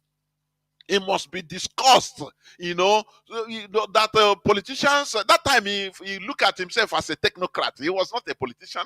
So he's talking to politicians. I want you to get the gist of what I'm saying. As ordinary person, a non-political Igbo elite or Igbo person, he was talking to politicians. No, you people are pretending that this Mazi Nnamdi Kanu IPOB Biafra issue doesn't exist. You are lying. No, we need to discuss it. Otherwise, time will come. All of you will be tapped. If you are not supporting IPOB, you will be tapped sabotage. People clap. So we have to face the reality and discuss Biafra. Now he enter power. Is in discussing Biafra, Mazi. Is it not what we are? When you hear at that time, if he's what he say, no, he will represent us good. Let us put him. Once you put him under Nigerian setting, he turn into a monster. That is, they are coming. They didn't fall down from heaven. That is what I'm saying. It comes from us, the people. So there is something fundamentally wrong in the way we reason when it comes to politics. When it comes to, because politics is about our collectivity, collective interest. But the people, Igbo people go there to look at it as a means of enriching themselves, means of getting power in order to deal with their personal enemies. That is it. So once they go there, it's finished. Just imagine, look at the villages, even political power. Let me call it villagers in a village, in a small villages. Somebody that is empowered a bit in the village. Look at how he behaves. Look at. Even ordinary people, look at how the people behave when it comes to power. Look at it. So you see that this thing is not about only the politicians, it's about the people. Because when you remove this set of politicians, you put another Igbo politician, another younger set, all are the same thing. They have the same mentality. That is why you see what we are doing on Radio Biafra, on social media, genuinely, in order to enlighten people. It is I look at it as the most important part of this restoration effort, resetting our brains. Because the way we reason, ordinary woman reason, is fundamentally flawed. All that matters to him is me. Now, how do I gain from it? How do I make money from it? You put his mother, he's selling his mother and make money. That is what concerns. That is his. Look at Hope Uzodimma. Look at those bulls of them slaughtering his people just to retain political power. Was Hope Uzodimma a politician maybe 10 years back or 20 years ago? The answer is no. He's an ordinary person. Maybe 30 years ago, he was also complaining against Igbo politicians. Igbo politicians are one. But when you go there, climb on, go there, you become worst. What is the problem? That is the question we ask. Mazi, I don't know whether you still have anything to say before we continue. I still have something to say. You see, one thing is that when we talk about Igbo politicians in Nigeria setting, I think this time we are talking about Biafra restoration, where we can be able to have a nation of our own and be able to run our government the way we want it. I think we should forget about Igbo politicians and begin to concentrate more on what we are doing for the restoration of Biafra. Because if we combine the two, there will be a serious distortion and distraction.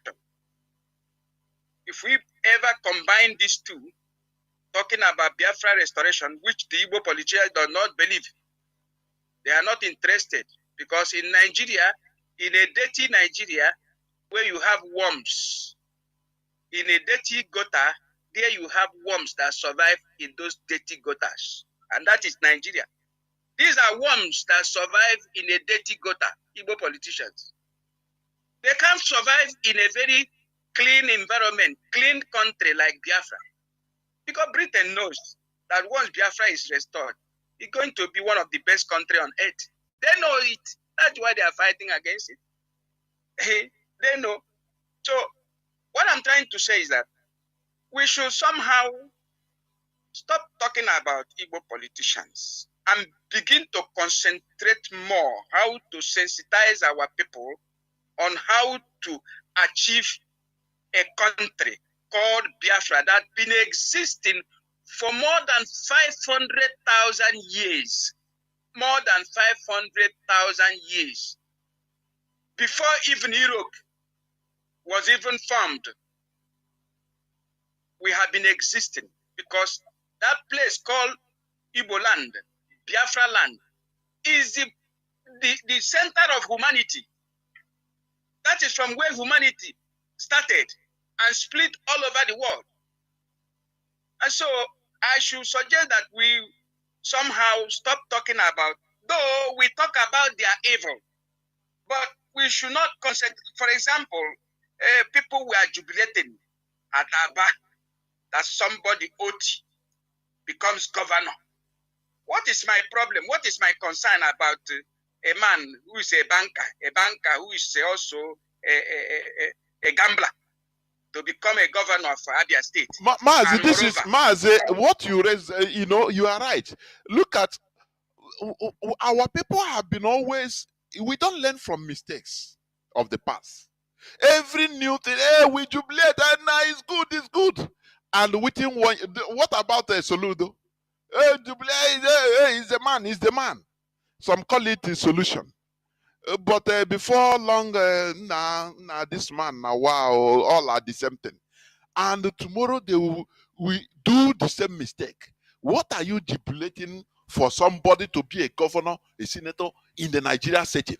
You know that he will never favor you. He will just use it. They always use our sentiment in order to go up.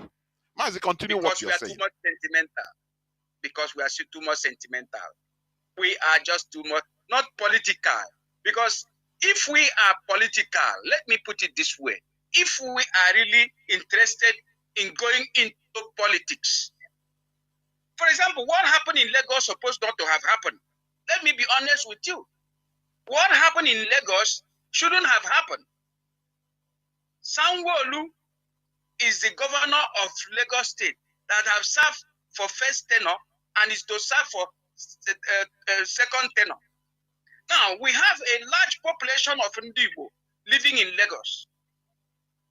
We don't have to change that man, if we are to go into real politics, as politics is being played, because politics is about interest, permanent interest, not sentiment. Who will protect my interest here? For example, America is not ready to bring one white man in Nigeria to become president. No, but they put somebody there and stand behind him, even if it's a criminal. Don't you see what is happening? People are shouting, Tinubu is a this. I don't ever condemn Tinubu for one single day. Because we are playing a very wrong politics. We don't even know about politics. For example, let me use that of Lagos State. We have a large population of our people, the nation builders, Lagos developers, businessmen are scattered all over. Now, even if Yoruba people are 1 million in Lagos, and we constituted 10 million, now Yoruba land, Lagos is owned by Yoruba man. And if it is owned by Yoruba man, anybody they say, this is the man that we want, we, the 10 million, will go and support that man. And tell that man, oh, look at our interests, protect our interests, oh. And that's all. The deal is done. That is politics. That is what politics is all about. It's not me following somebody, a charlatan, to go and sell my interests. At the end of the day, we become losers again, once again. We should have played this politics the way it's supposed to. We go to Lagos, Yoruba, which man do you want? They say, this is the man. Even if he's a criminal. After all, who is that a millionaire that is not a criminal? A rich man with hand very clean. You can never be clean. You have left hand, never. You have right hand. Never. And you say, I want to do anything in the right way. You cannot do anything in the right way without putting your left hand. That thing will never work. So let us stop with all this religious sentiment that are putting to us.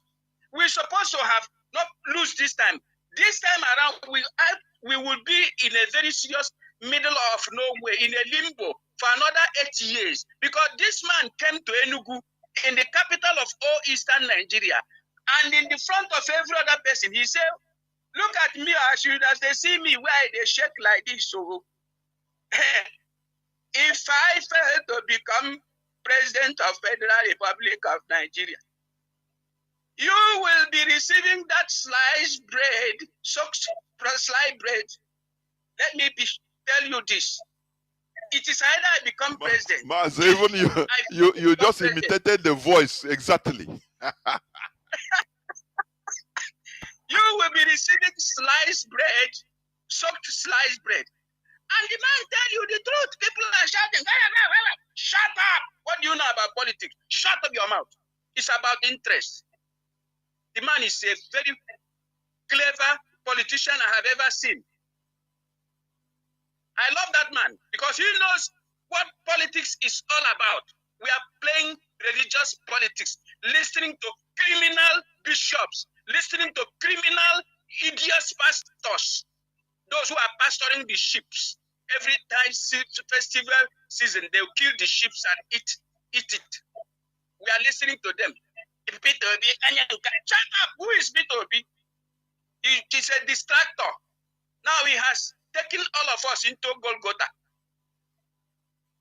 He has taken all of us into Golgotha for another 8 years. You think Nigerians are playing? You think the rest of the country are playing? You think Fulanis are joking? They are not joking. They are not joking.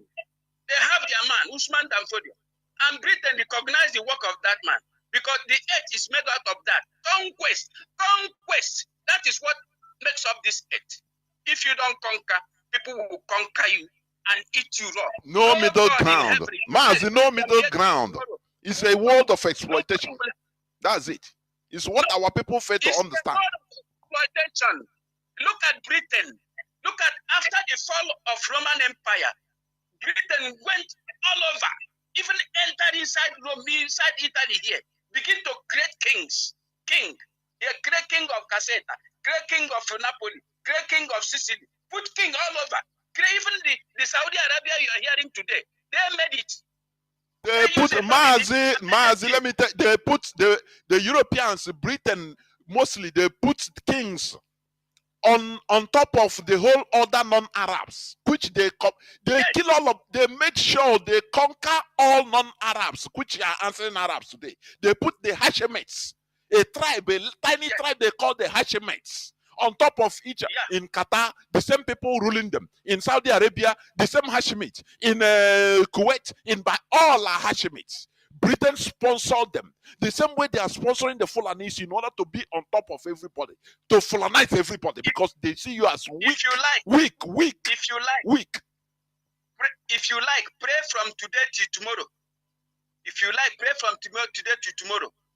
Britain knows the politics, and those that knows that the way they are playing the politics, that it is about conquest. The fight is about conquest. They conquer you. Already they have conquered you by bringing their own religion to melting your mind, make you foolish, make you stupid, make you weak, spiritually weak, physically weak, mentally weak, psychologically weak. Everything about you is very weak. Everything you think it on very religious mode. You don't think in another way again. You are so much inclined to religion. Every judgment you want to make, you make. Who told you not any in politics? You may a loser. You become a bloody loser. So why don't we begin to play this politics? Can you imagine that Excellency move his militant to Abuja? Of course. And was warning anybody that will come there to make nonsense. That if anything happened to him, that is cleverness. That is what Nigeria requires. Igbo man continue to play sentiment. Shut up. The same Onyenka ya.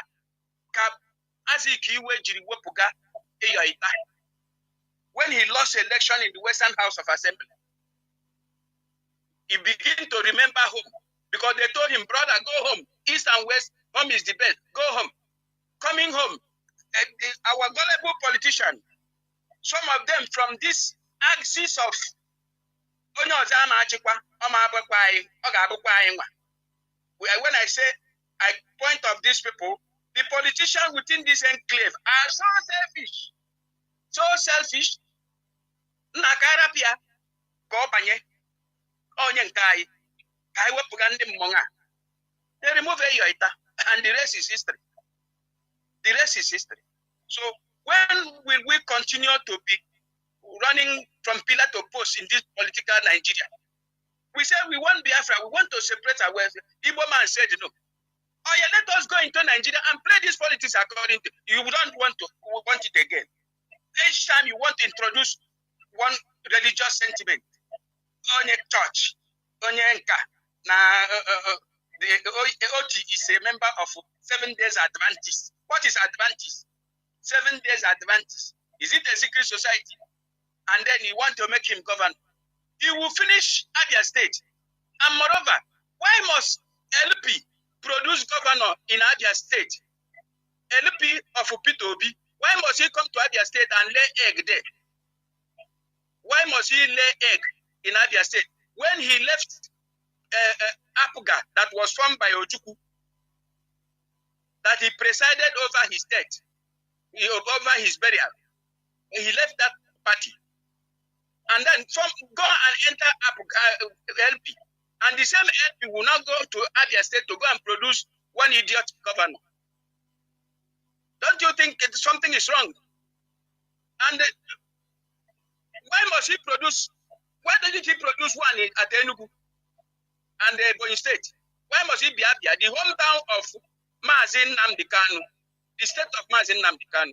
Why must he go there to produce one governor? When have we dabbled into politics? We are talking about self-determination. Self-determination that is enshrined in United Nations Charter. We want to stay, we want to have our own country. It is not a crime. After all,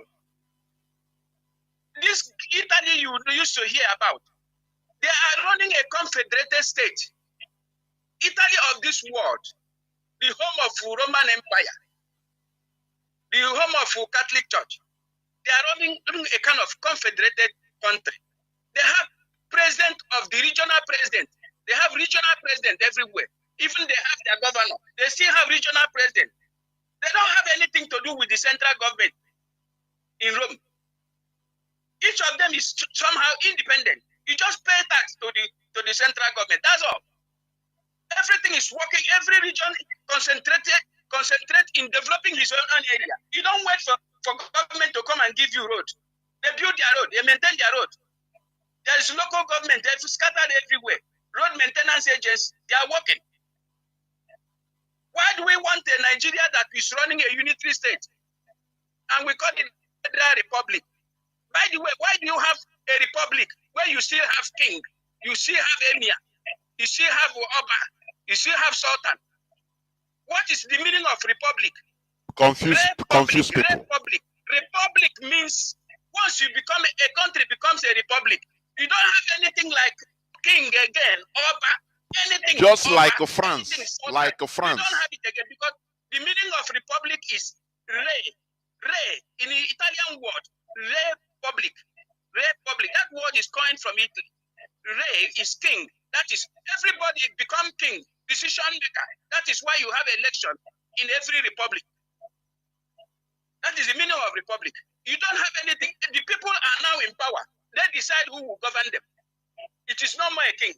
Now you have Oba Bini, you have Igwe of Onitsha, you have Igwe of Obunike, you have Igwe of this, you even have some idiot Igwe, yes, and Igbo in Lagos.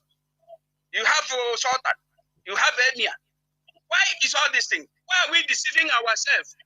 Why is Nigeria deceiving themselves? You hear them say, Federal Republic of that. You think that it is something extraordinary. Federal. Are you running a federal state? Why there is no more educated men? Those that say they go to school. Why did you go to school to go and rubbish yourself? A professor of law is a vice president to a man who never go to school. And he was there. The country is being rubbished. He speak long grammar and make some big joke. Trader money, trader money, trader money, and he swallow some million, and with that they blackmail him and put him aside. Why is Nigeria deceiving themselves? Why do we want to be suffering? Why do we want to be suffering? Why don't we want to either we run a confederated state or we allow the country to divide, even if it's a state? If Nigeria can emerge 36 states and become a country, each of them, then so be it, so that all this trouble will stop. Why are we deceiving ourselves in Nigeria? Is God punishing you people? Why you decide to deceive yourself? Somebody called Bill Gates will come to Nigeria and buy the whole entire organs of everybody, and everybody keeping quiet. Catholic Church is keeping quiet. Why didn't they reveal this truth all this while?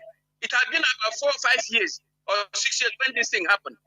Why are they keeping quiet? Why didn't they tell us this is what is happening? Why didn't they go to church the same way they go to church to tell the entire people that you have to vote for Buhari in 2015, before 2015 election? Why didn't they do the same thing?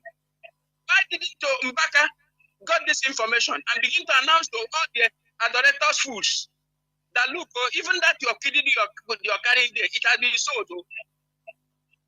Does it mean they don't know it? Why are they keeping their own hospital? Why are we deceiving ourselves? You call it a republic, and you're running a monarchy. Britain is not a republic. Britain is a monarchy. That is why they call them Royal Navy, Royalties. United Kingdom. United Kingdom. Kingdom is a kingdom. It's not a republic. So, Mazi, continue. Mazi, before I open the lines, we need to talk more, hammer more on this Igbo sentiment. This is we tinye na nsogbu anyị nọ today. Onye nke azika iwe achọ ya na Lagos. Ya gbadata na Enugu. People got onye nke na wepụ onye aka ọ ga na be ha onye nke. They started the problem, unfinishable problems we are suffering today. The same thing every time. This thing used to deceive our people into playing bad politics. With sentiment, they don't calculate. They don't calculate 1 + 1 + 1, our interest. Look at, we are the kingmakers. We are here. We have established here. We are more numerous. If we can gather and even put this man, it doesn't matter that the other person is, his mother is Igbo person. It doesn't matter. That thing is a sentiment. Let us gather and make this man know. He will help us and now put our interest as number one. But our people don't know this. If that person enter power tomorrow, everybody, he will bullshit everybody and even turn against everybody. So this sentiment is killing us. Sentiment is killing us. Mazi, please, I don't know whether you have something to say more about this, because we need to change our mentality. That is the grassroots problem. Our mentality is damaged or underdeveloped or primitive. We need to upgrade. Mazi, please go on. Mazi, the problem is this. The greatest problem we have is religion organization that have taken over Igbo land. Britain really studied us for so many years, and they know how to deal with us. And they quietly bring this religion in. Allow Catholic to bring the other one in there. There's one thing I discover in Onitsha. Do you know that average Onitsha man does not go to church? Average. They believe in their tradition. Onitsha, as I know them, is the custodians of Igbo culture. Custodians of Igbo culture. If you want to know the way Igbo man practices his culture and tradition, you go to Onitsha, you find out. All their shrines are there, untouched. And you think that those shrines are evil. You are a stupid man. That is what the ancestors left behind, and they are going on it. That is why they are all progressive. Onitsha people are very progressive and very peaceful set of people. As long as I know, as far as I know them, I have done something with them. I love them so much because they embrace this their tradition. Do you know there is a secret? What do I call it? There's something they call Ubenoba. Ubenoba. That's a court. It's a court, very powerful court. Ubenoba is originated in Igbo land, which I'm also a member. It's a very ancient court. Ubenoba, go and ask. Onitsha man doesn't go to church. They do each other. They do every traditional thing. They laugh at you when you go to do that your stupid thing. They laugh at you because they know you are nothing. You have nothing. You have no spiritual power. You have nothing. Virtually, you have nothing because you have abandoned your God. You have abandoned your ancestor, and then you are mingling with foreign ancestors. Your name is now called Christopher. What is the meaning of Christopher? Is it not the same Christopher that slaughtered all the black people in Argentina? That St. Christopher you hear, that people now go to take a night of St. Christopher. The same St. Christopher, that same St. Christopher is an Italian man who went and slaughtered entire black people because originally there was nothing like slaves, black slave in Argentina. They have already been there from world go. When that ocean divided into two from Africa, the part of the people that entered the other side were black people. Go and check that Atlantic Ocean. You see how it divided. Every spark that was done there was done. If you put them together, if you put Argentina to Jamaica area, you put them together up to the Guinea-Bissau area, you will see they will emerge. So when that place divided into two, the black people from this side entered the other side, and they were continuously living. Christopher Columbus went there and slaughtered all the black people there and came to Italy, specifically in Naples, and pick up thousands and thousands of people and go and settle them there. Today, Argentina doesn't have, they have maybe 1 or 2 or 3% of black people there. Even the current Pope is from Argentina, but it's originally Italian, possibly from Naples here. So this is what is happening in this world we are staying. This world is about conquest. And until we learn how to conquer, if you cannot conquer, you align with the person that used to conquer and be able to get your interest. We have played this politics of sentiment for too long. We don't have to continue playing it. It's either we get Biafra or we move into Nigeria and play the dirty politics they are playing. There are two things. But time has gone so much that we don't need to go back to Nigeria. We have to insist on getting our country.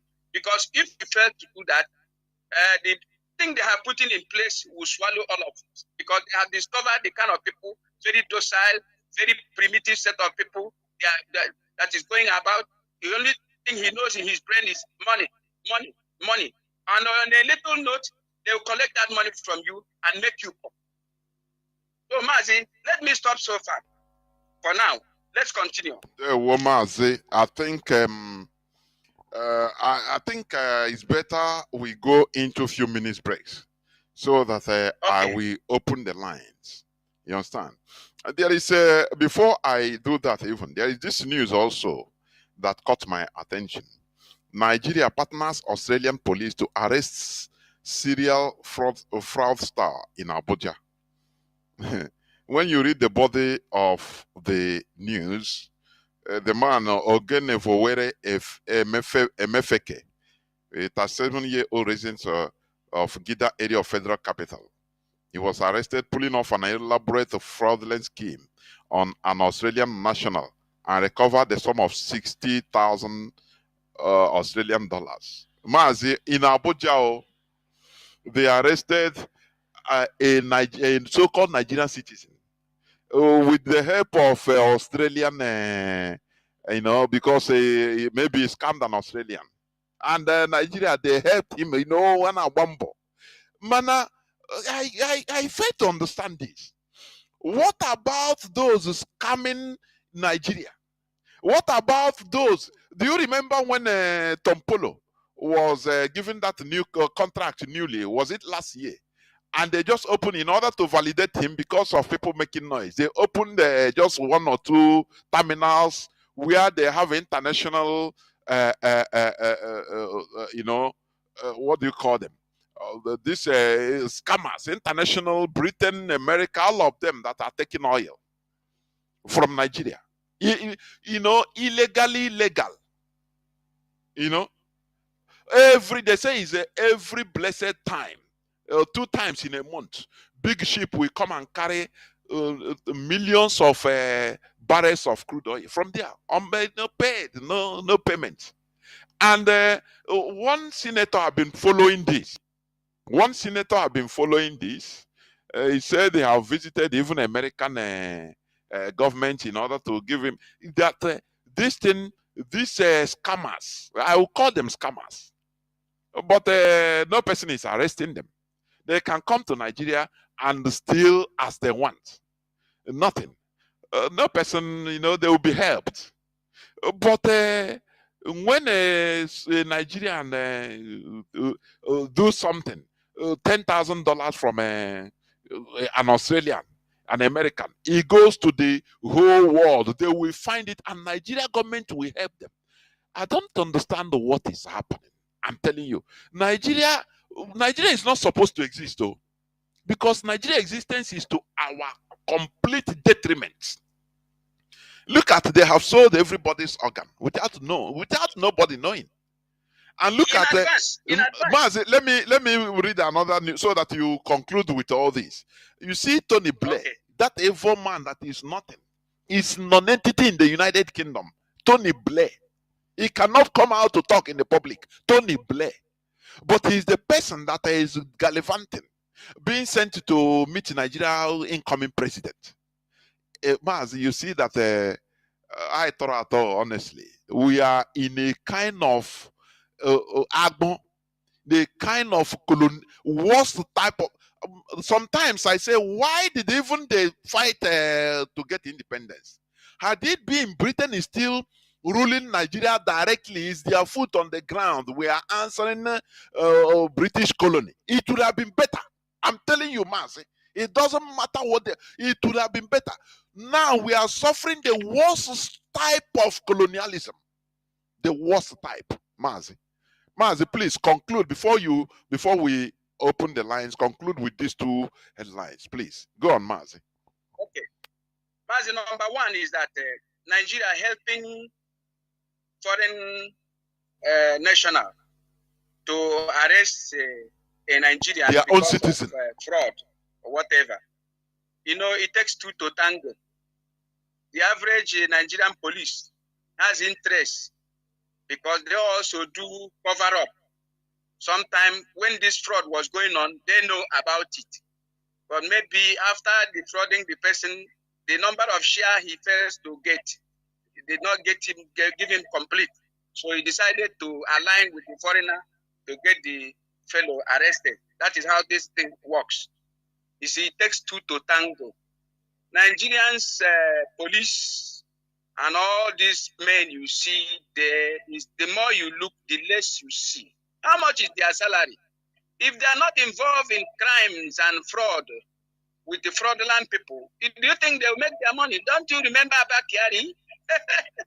Was he not aligned with the hot puppy? What do you call that, man? To make some money out of him. So all these fraudsters, that is why once they see any Yahoo boy, they pursue him because they know he has contact. They also want to eat. How much is their salary? So that is the area I want to put on that side. It is all taking 2 to tango. That's what I can say on that area. They are all partners in crime. both the Australian, after all, Australia, you cannot find any good person in Australia. All of them are criminals. You remember their history.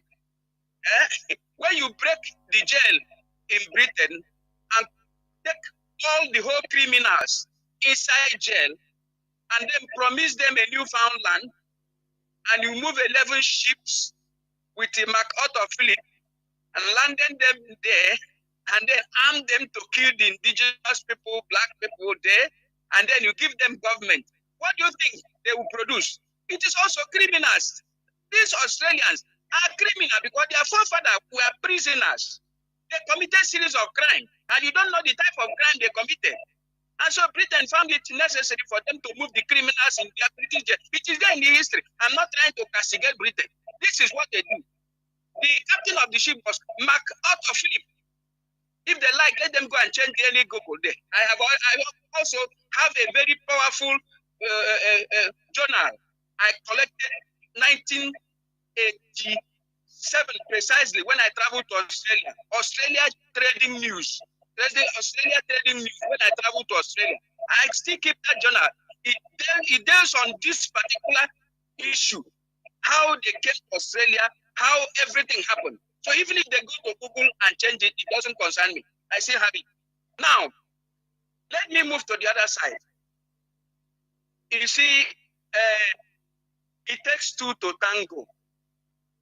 Nigerian police people, see them, they are hungry people. The power they have is that gun and intimidation that goes with it. And so once they can intimidate, they will just collect the money, or they make the matter open so that you be arrested, and then they call their news this thing. They will then begin to publish it, and it's all over the place. And they will just divert somehow, and then say, "I think I told you. I tell you, if you don't give me my own share, you're gonna." And they jail innocent people, just like that. So that is number one. Number two. Please remind me again. Tony Blair visit, and also it makes why is it? You see, even before Peter Obi came to declare his presidential candidacy in Labour Party, he went to number 10 Downing Street, and today Tony Blair, Britain. Doesn't this thing make Nigerians to at least think, say, how can we call ourselves a sovereign country whereby Britain is everything? Every president must be Britain. Tony Blair will come. They will give him. He will go number 10 Downing Street. They will give him the timetable, what he will do for them, and that is it. That is what I'm saying. Tony Blair's visit. Go on. Let me talk about this issue now briefly. You see, Britain is not interested in anybody that can give Nigeria better. In fact, they are not interested. You can't give Nigeria better government. Giving Nigeria better government means trample upon their interests. Once there is 24 hours light in Nigeria, the country will develop industrially. Once there is water running in the house of people, the country will also develop, because the people in the village will continue living in the village. They will not more come to the town. So Tony Blair himself is part of the evil arrangement. He has come to congratulate Tinubu because they put Tinubu there. Forget about P2B. P2B knows, like Governor Soludo told P2B when he was coming to Anambra to do all the gara of election campaigning of all that and that, seeking to see if Soludo will support him. Soludo told him openly, we know. That is what he told him. We know you will not be president of Nigeria. Why do you come here to make these things? Of course, you don't call me a fool. After all, you were here as our Apuga chairman. You were here as our Apuga governor. You governed Anambra for 8 years. You left the place. I am now as Apuga governor. Why do you come to disturb me here? And then he told him, we know. So P2B knows he is playing a script given to him. Don't you see his Oga? His Oga, call him Olusogo Obasanjo. He come together. He was campaigning. But Obasanjo knows that the man to be in power is Tinubu. P2B also know. But he deceived the gullibles who are calling themselves obedient movement. This obedient movement, maybe if they make that mistake, because they are threatening that on 29th, they will install P2B as a president. They will be a parallel president. If they do that, they will now have the opportunity, the state will now have the opportunity to arrest that man. But I know P2B will be so clever, he will not want to fall into that trap. They are planning to install P2B as a president of Nigeria on that same day. I heard this news. Somebody was talking. So may God help him not to fall into that trap. He will vomit blood from his mouth, and the obedient will be arrested, and all of them, some of them will run away. So he has acted his own part in that script that was written, and they know it is Tinubu that they want to crown. Anything you like say about Tinubu, Tinubu is going to become the president of Nigeria. But we are not talking about, I'm not talking about Tinubu. Tinubu wants to become president of Nigeria. But we are talking about a country that has been existing for over 500,000 years ago. We want that country to be so that we can govern ourselves, just like Luxembourg is governing themselves.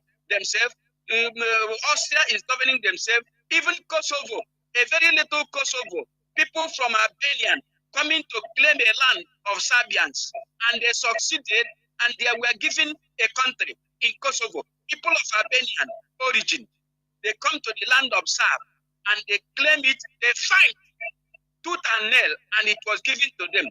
Today, the capital is Pristina. Kosovo is a country, as I'm speaking to you now.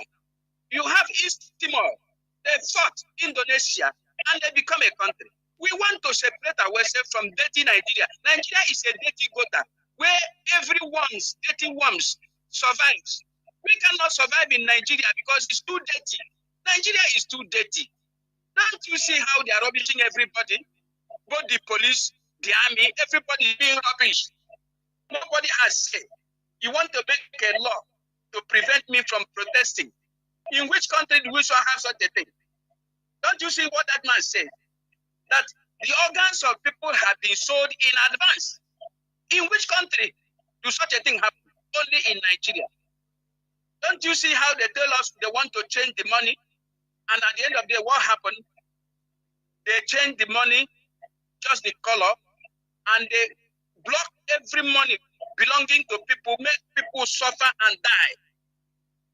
Many people die because of that particular hopeless exercise they made.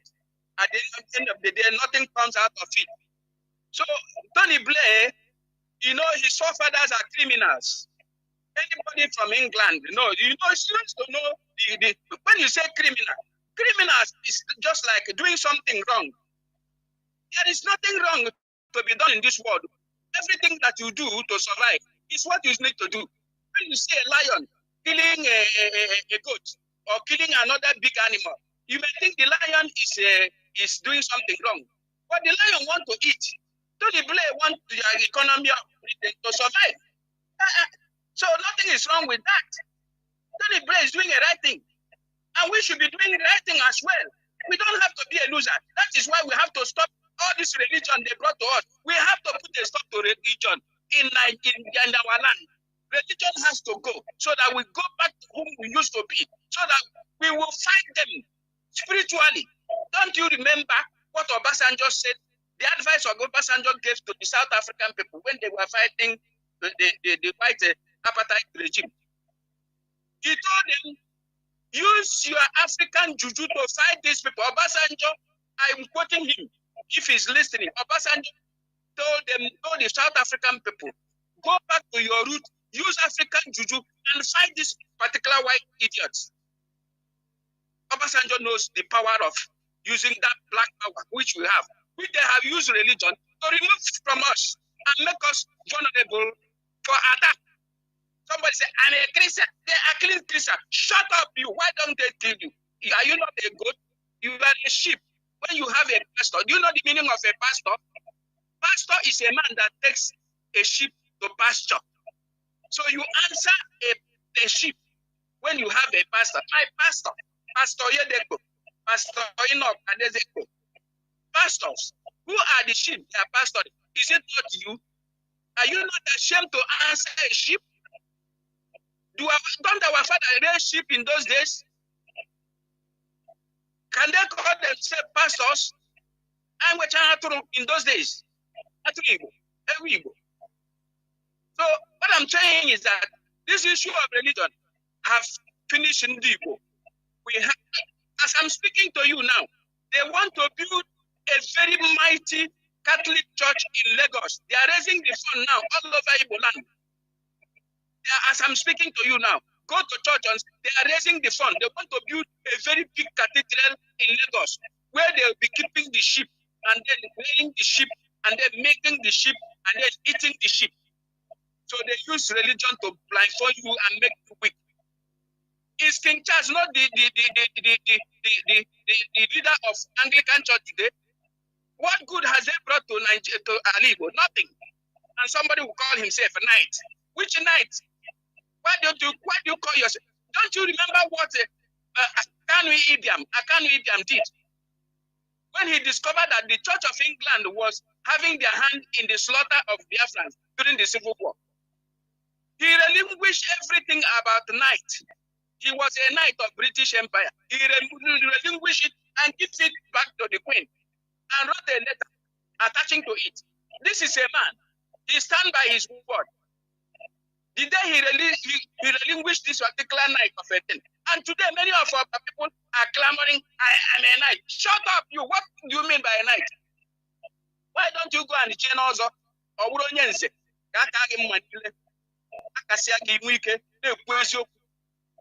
it's an evil knight.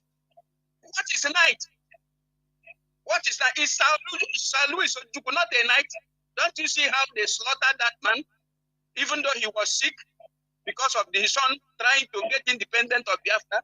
He won the son. No. At the end, all his words lost away. So all this issue of religion, knight, British, somebody that hates you with passion, you go to belong to his secret arrangement. You don't even know the makeup of it. Mazi, we need to talk about religion because that is where it is holding us very bad. We have to. Well, I think after religion, after 30th May, we continue. Upper Saturday. Thank you, Mazi. There were Mazi. Upper Saturday, we are going to resume in earnest. After 30th May, the upper Saturday, we are going to resume in earnest because we can never stop on treatment. I call it treatment. When we reveal the histories that we are barred from knowing or from listening, we will continue it. That is it. So we must continue. I think we have to go into a few minutes break. What we are doing here is mental emancipation. As I said during my preamble, removing ourselves from the cage, mental colonization that we have been. Because it's through enlightenment you are going to get it. Through enlightenment. You start thinking it outside, not where you are conditioned to be thinking. Every time you are thinking in the same way, a superstition or this and that. No. You think vastly because the sky should be our limit, both mentally and physically. Remember, development, advancement starts from the mind. That is it. Without having the mind of development, you cannot achieve it. That is it.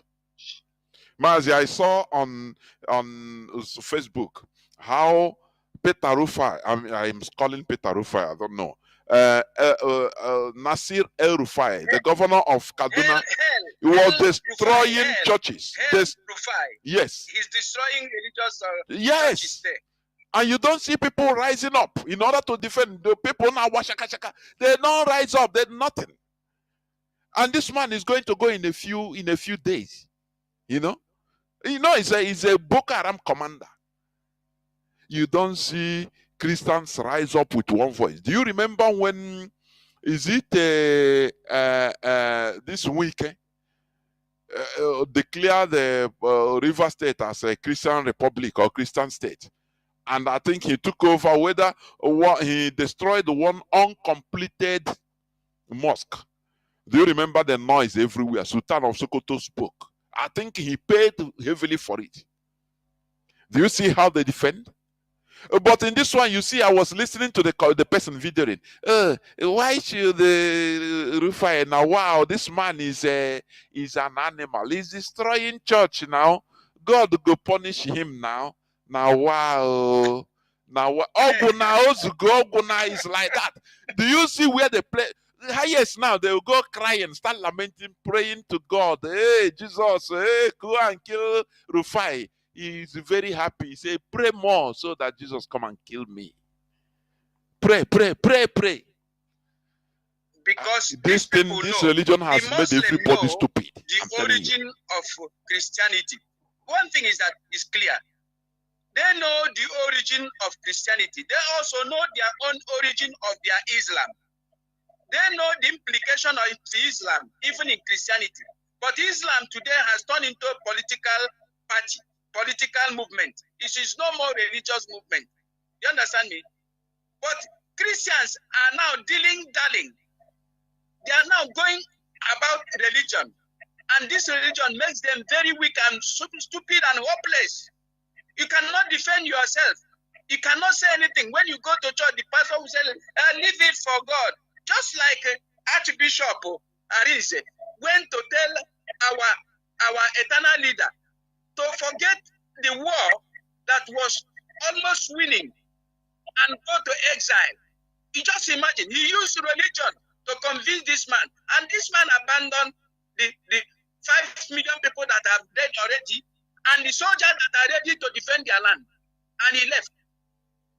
Religion is a very stupid thing in Igbo land. We should stop religion. If we cannot stop religion in Igbo land, religion will kill all of us. I'm telling you gospel truth. These people doesn't mean well for us. I'm telling you, anybody you see him calling himself a Christian, he's a stupid man. What is Christianity? What is Christian? Something that an instrument that is meant to subjugate you spiritually, physically, and otherwise. You cannot more defend yourself spiritually. Anything you go to pastor to pray for you. When you can deal with the problem inside you, because you know yourself, you know what you have committed, you know when the spirit in you have been telling you, don't do this, don't do this, don't do this, and you go against it. And when it happens to you, you begin to go to pastor who doesn't even know when that spirit was warning you. Why don't we go back to ourselves and forget all this gathering and shouting hallelujah and all that nonsense? So you don't blame Hellfire. You know what he's doing. Want to clear those areas of this nonsense. Evangelical Church of West Africa, from America, Sudan Interior Mission, from America, Anglican Church, from Britain, CMS, Presbyterian, all these things. If you go there, nothing is happening. Only collection of money is what they are doing. That's your business. They have not done anything good. If you go to the hospital, you pay through your nose before you can get out of there. They collect money from you, they build hospital. But when you go there, big wahala. You build university. When you go there, you can't even go there and study anything without paying. So you don't have money. So how do you now explain a situation where I give you my money, you collect this money and go and build school, you build university for the rich people, and you are getting richer, I am getting poorer, and I cannot escape from your hand. And you tell me, God, heaven, God, heaven. Which heaven? Where do you have heaven? There's no heaven. So, Mazi, I think let us not digress. Let us not digress.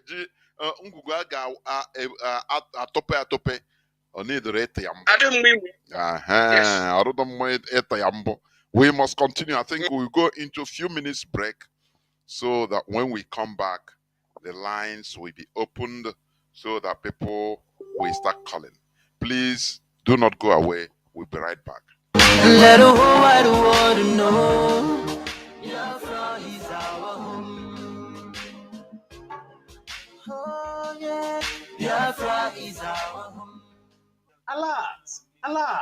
Alert for all Biafrans and all members of the indigenous people of Biafra, IPOB worldwide, lovers of freedom all over the world. We shall be calling and tweeting to the world leadership and governments. The Biafra Worldwide phone call and Twitter campaign alert is on from the 20th of April to 12th of May 2023. As we are in this Twitter and phone call campaign, endeavor to participate. Listen carefully for the phone call and tweeting updates. U.S. Government, United Nations Office at New York. The time to call is 3 p.m. to 11 p.m. Biafra time. To call and tweet to the White House, Washington, D.C. Telephone number +120-2456-1111. Twitter handle @White House or @POTUS. For the United States Senate, number +120-222-43121. Twitter handle @Senate Floor or @CSPAN. For the U.S. Congress, direct number +120-222-54361. Twitter handle @congress.gov. United Nations at New York, number +121-2963-1234. Twitter handle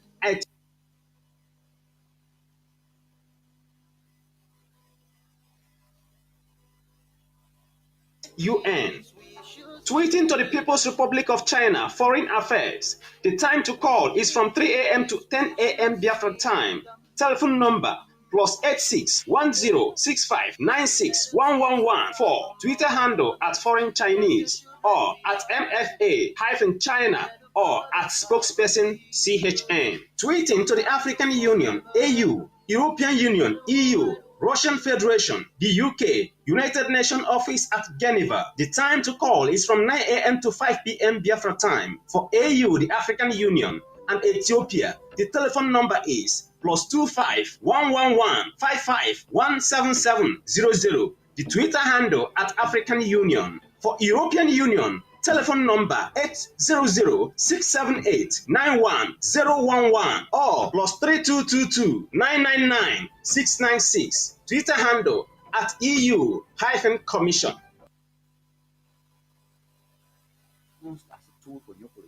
Okay.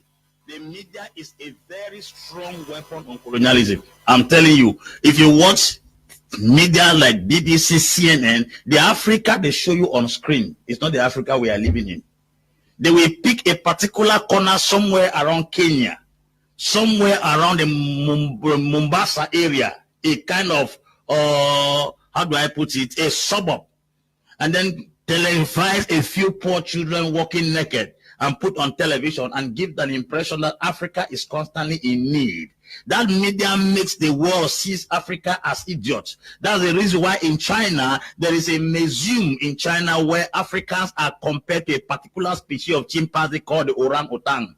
The Chinese see us as a group of chimpanzee in the form of human beings. That is the image that the media gave to the world. Failing to understand that there are 140,000 street persons in France who do not have where to stay. And there are 8 million persons in France who live below poverty line. But those things are never mentioned in international media. They will show you an Africa of a dictator. They will show you an Africa of a battered, broken poor who are always in need of water, who are suffering of cholera.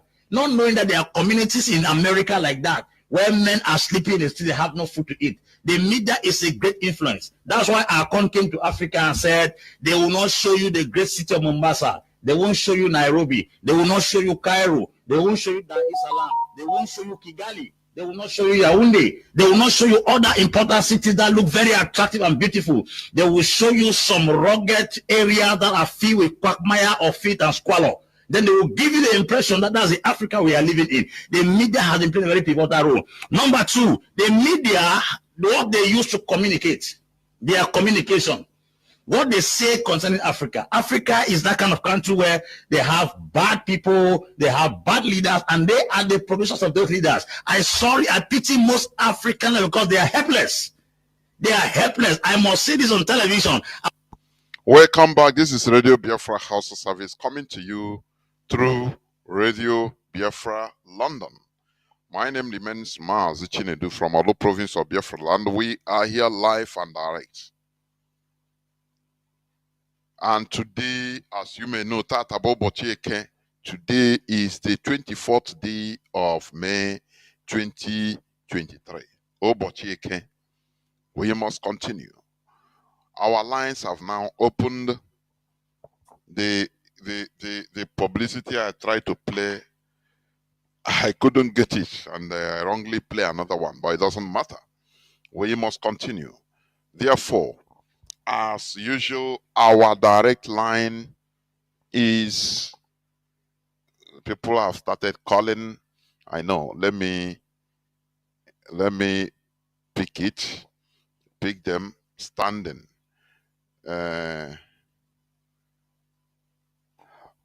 Our lines are open. Our direct line is +1 213 328 6224.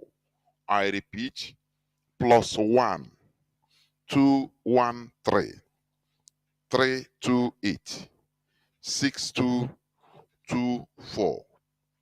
Our WhatsApp and Signal line is +61 405 142 547. I repeat, +61 405 142 547. I have callers already there. Caller on WhatsApp, you are the first caller. Can you hear me, please? Welcome to the program. You are the first caller. Caller on WhatsApp. Can you hear me? Caller on WhatsApp, please go on. Can you hear me?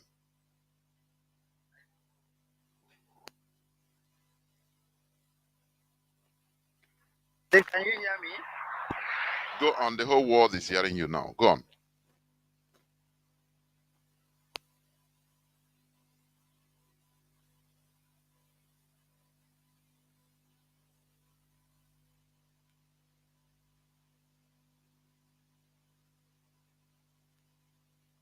Anytime I heard the voice of this our father,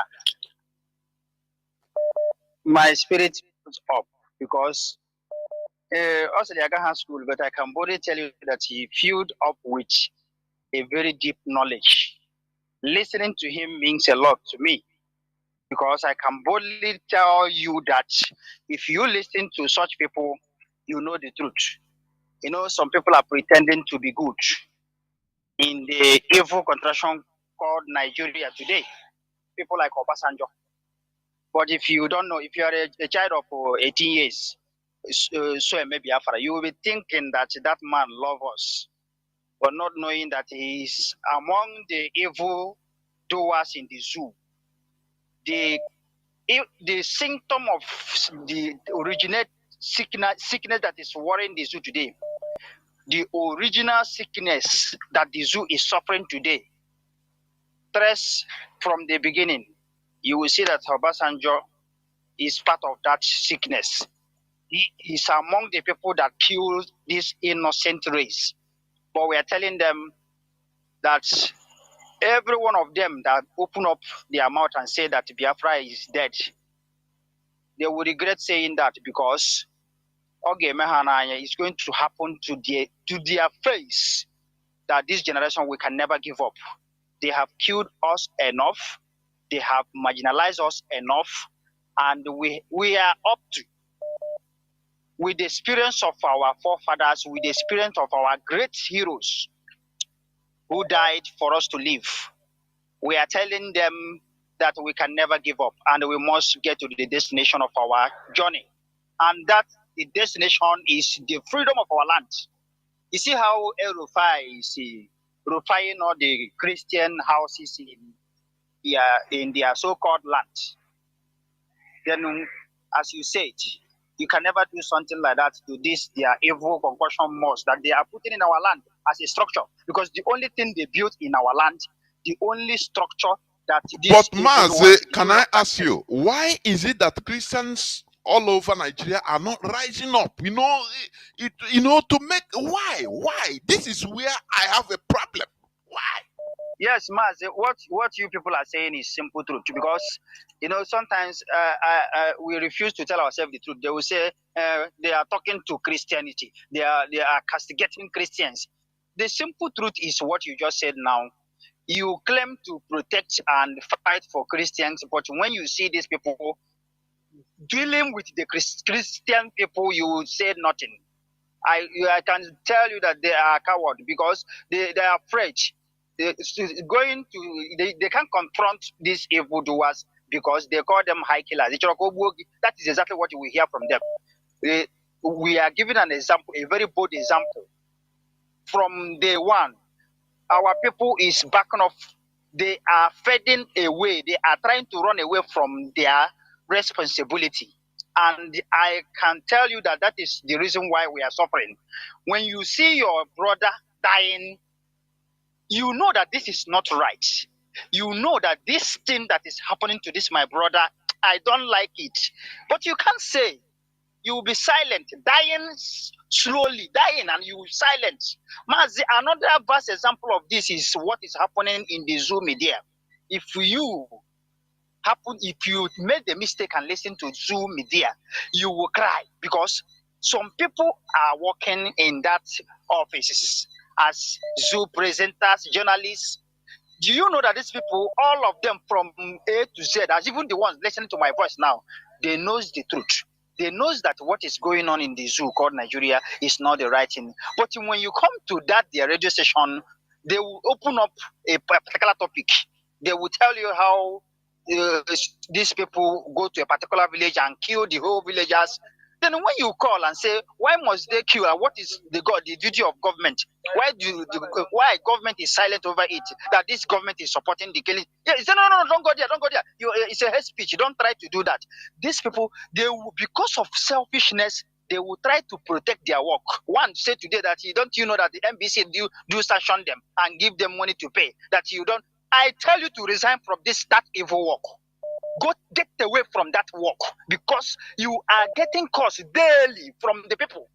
When you continue to defend these evildoers that is killing the masses, and you continue to protect them because of your work, you are cursed.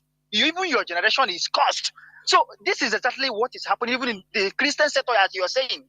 The reason why not all of them, they knows the truth, but they are afraid. They can't come out boldly to say, look at what you are doing to us is not right. But we are telling them from this hallowed platform, we are giving them a clear information that for you listening to me, Christian, if it is not IPOB, I can boldly tell you by now, church, and mind you, that time will come. If you people refuse to listen, if you refuse to listen to this instruction that's being given from this hallowed platform, that this wonderful message from Chukwu Kikabiama, time will come, you can never go to your church and sit down. There are so many of them, we inform them this, we told them that look at these people evil agenda from their great-grandfather, Usman Dampodio, that said that Nigeria is their estate. They said, no, they can do it 100% because you will sit in the church, they will round you with their AK-47, and when they shoot that particular set of Christians, next Sunday, nobody will come to that church. I am urging our people to stand up, recognize what Chukwu Kikabiama have done to you. Chukwu Abiyama love us so much. That is the reason why he gave us our leader, Mazi Nnamdi Kanu, a savior of our own time. But so many of you are pretending, behaving as if you don't know this good thing that Almighty God do to you. You will regret it because some of you are saying Messiah come, Jesus Christ, he came to you, he died for you. You didn't see it. You want to tell the story again, just as we are telling all of you to wake up. If you say no, you will regret it. Mazi, I am very, very happy. This kind of man you bring to us is encouraging us. I love that so much. The man, he filled with, where I'm still at school. Our school, thank you so much. There were Mazi. We must continue. Caller on signal. Let me see. Caller on signal. Mazi Akas, can you hear me? Please go on. Yes, Mazi, Jonathan, I can hear you loud and clear. Good evening from here, Mazi. There were. Welcome to the program. Okay, my brother, thank you so much for giving me this opportunity. I've been trying all this while The last program you made, I tried to call in, but it wasn't possible. But today I'm happy once again.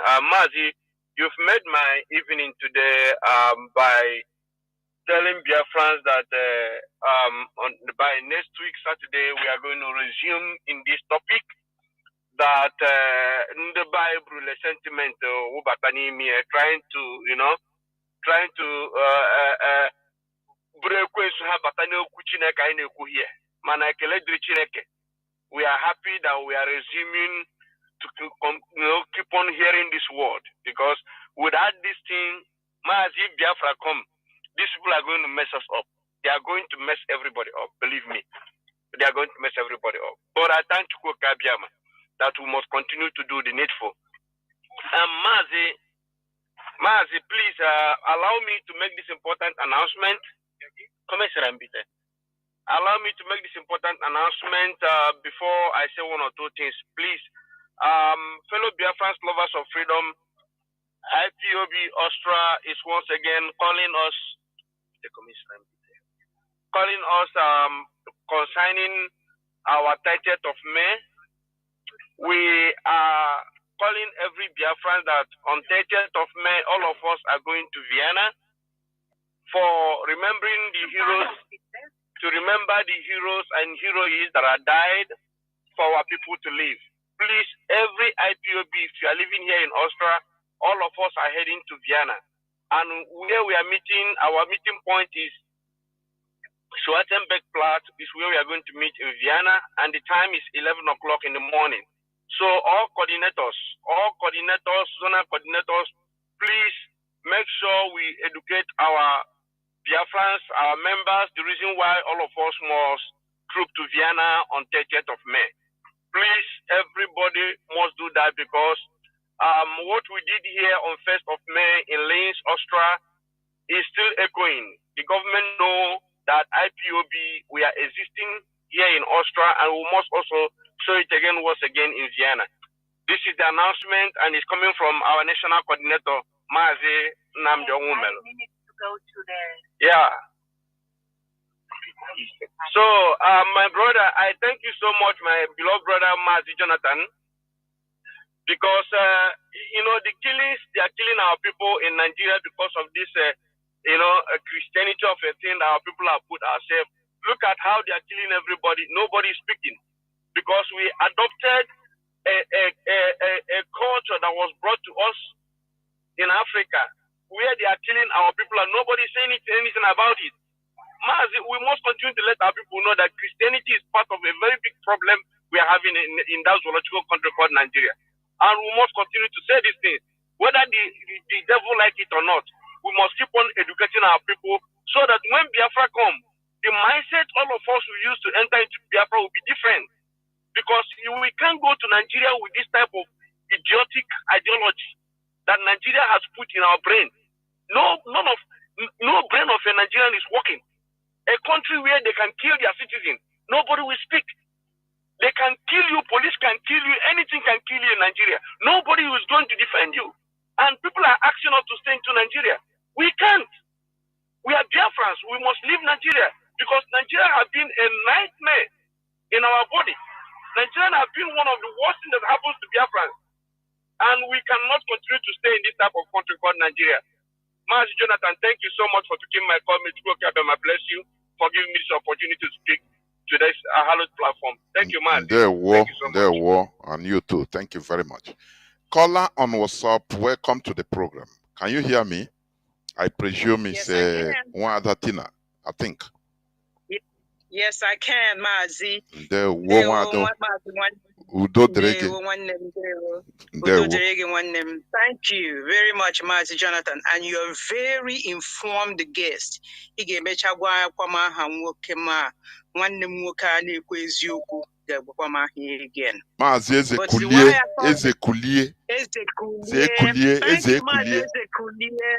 You're a wonderful man, very informed. Continue to come and inform us.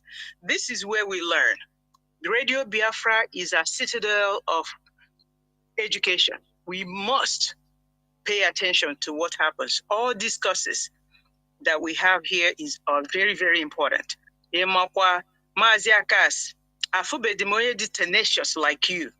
I really bow because you come, you try your best to call and call and call and make sure you get through and make your announcements and say what you need to say to Biafrans and many more of you. I really doff my cap like Ndibaye Neku. But I thank you especially this afternoon for mentioning two pieces of news that you brought up.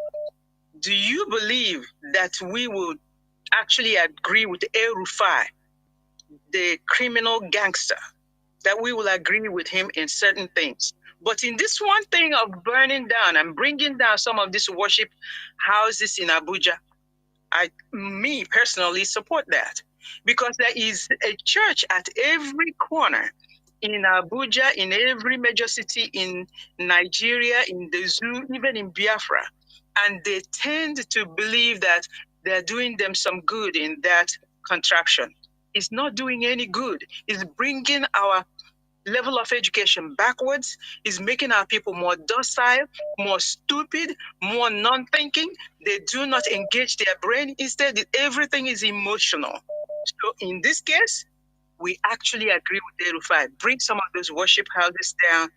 Maybe our people will start thinking. Another news that you brought up was Nigerians helping Australians or somebody to arrest their citizen. Yes. Their own citizen. It doesn't happen in any other country but in Nigeria. Nigeria is kill petty thieves. You know, if you steal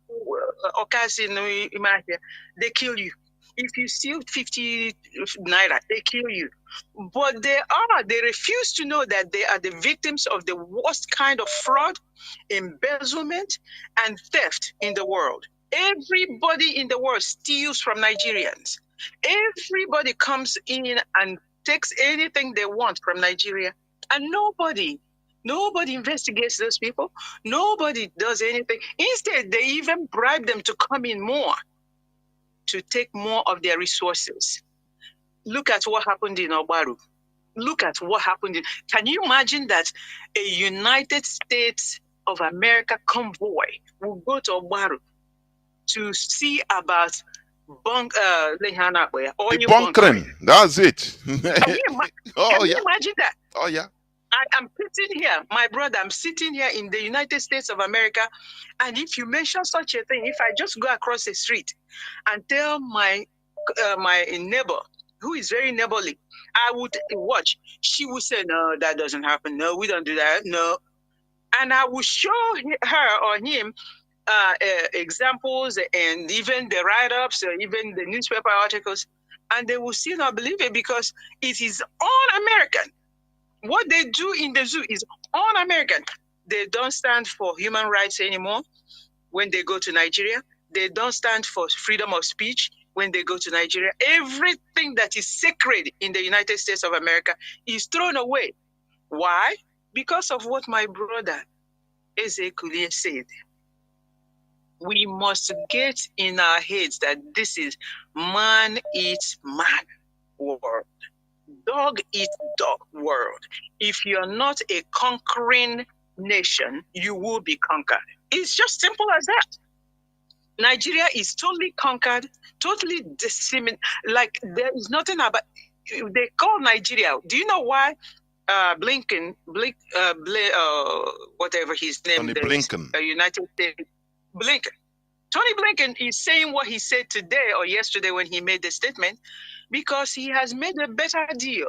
Just like Methuselah said this morning, made a better deal on how to steal more resources from Nigeria. And that's why we are going to now support Tinubu. Do you know how long it takes them to even learn how to say these names? They will practice it until they can come and make a statement and say Tinubu without making an error, or even Obi that is a three-letter word, or any word, to say it and say it correctly so that they can sound like they know what they're doing. My brother, if you do not want to conquer, you will be conquered, and that's where we are. And this docility in our people must be cured. And this is a short way, a short method of curing the docility is abolish that stupid Christianity the way that Africans are practicing it in our countries, so that the docility will be taken care of, and we can start off how to become a people who can stand up on our own, claim what is ours, and then look for other people's if the case may arise. If you don't want to be conquered, stop conquering other people. Stand up for yourself. Great Biafrans, thank you very much for listening to Radio Biafra. And Mazi, Eze Kulie, thank you very much for your teaching. And of course, the wisdom of Mazi Jonathan. Thank you very much, sir. There were one Izubo Wada. Oh Lord, Izubo Wada, Ada Biafra, Adibo. There were. We are in a world of exploitation. I've been saying this. Whether you like it or not, you either eat or be eaten. You know, when you in the food chain, we are in a food chain whereby you eat everything as omnivores, but things eat you too. They are waiting for you. Maggoth is waiting for you and I when we die. You know, so there is nothing that doesn't eat unless it's inanimate. You consume something to stay alive. That's it. Conquer or be conquered. There is no, in between. You are in between. I'm a good person. What do you mean by good? Don't worry, all these things will be topic. When you say a goodness, what do you mean by good? Do you know what America is doing in order to retain, to keep the citizens in the high class they are? Do you know the evil they are committing? What do you call evil? And what do you call goodness? There is nothing like evil or good. It depends on the influence it has on people. That is what you check. So these sentiments, they just use sentiment to kill us. Sentiment. So when you see, Nigeria unity should be maintained, their interest unity should be maintained. They have gotten a deal, put their person there with a blackmailing record in order to control him. And that is it. So they have gotten a nice deal. And that is why they have to come to salute, to congratulate him openly. Notwithstanding what happened, the charade. That is how the world is. Until we understand it. But they are doing it for their collective interest, not selfishness. No. For their collective interest. That is it. Let me continue. Mazi Joe. Please welcome to the program. Can you hear me, Mazi Joe? Hello, Mazi, I can hear you. Yeah, please go on. Go on. You say you have announcement to make. Please go on. Go on. Yes. Yeah, good evening to you, Mazi. And to also our brave Papa in the house. A very good evening to you also, sir. I want to quickly announce about the 30th of March here in Germany. 30th of May. Yes, 30th of May. The indigenous people of Biafra is inviting you to join us in the commemoration of Biafrans killed during the genocidal war against Biafra, 1967 to 1970, until date, simply for being Biafrans and demanding their fundamental human rights to self-determination through a referendum. Date is 30th May 2023. Time is 12 to 15 o'clock, that's 3 o'clock. Willy Brandt Straße 1, 10557 Berlin. To Auswärtiges Amt, Weiderstraße, Markt 1, 10117 Berlin, Germany. Also a town hall meeting at St. Elisabeth Kirche, Kolonmenstraße 38, 10829 Berlin.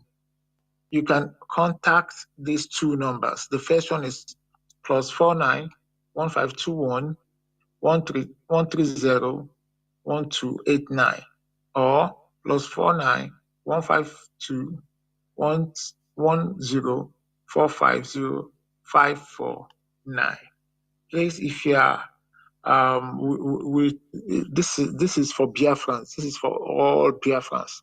No matter where you come from in Biafra land, please endeavor to be in Berlin. We are doing it for our old ancient warriors who made it possible for us to be here. Please, when we are on that day, please always remember that the spirits you are talking to are great. Our Ekumenik warriors are there.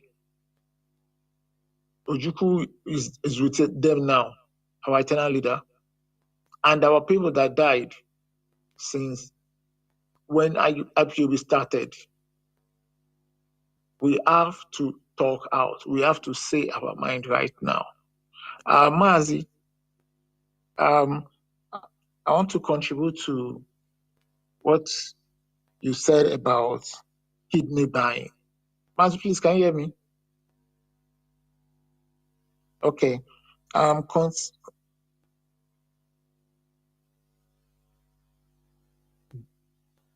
No, I'm just free. I'm not anywhere. Yeah. My contribution is that kidney buying shouldn't surprise us, IPOB. It is something that has happened before. We read about it on the net, on the internet. But for this, our darling brother, to come out to make it public, I think it should be the handwork of Chukwokike. Perhaps they have planned to do something evil and bad to all of us that are in Biafra land. It is so shameful that Ekweremadu and co that participated in this thing.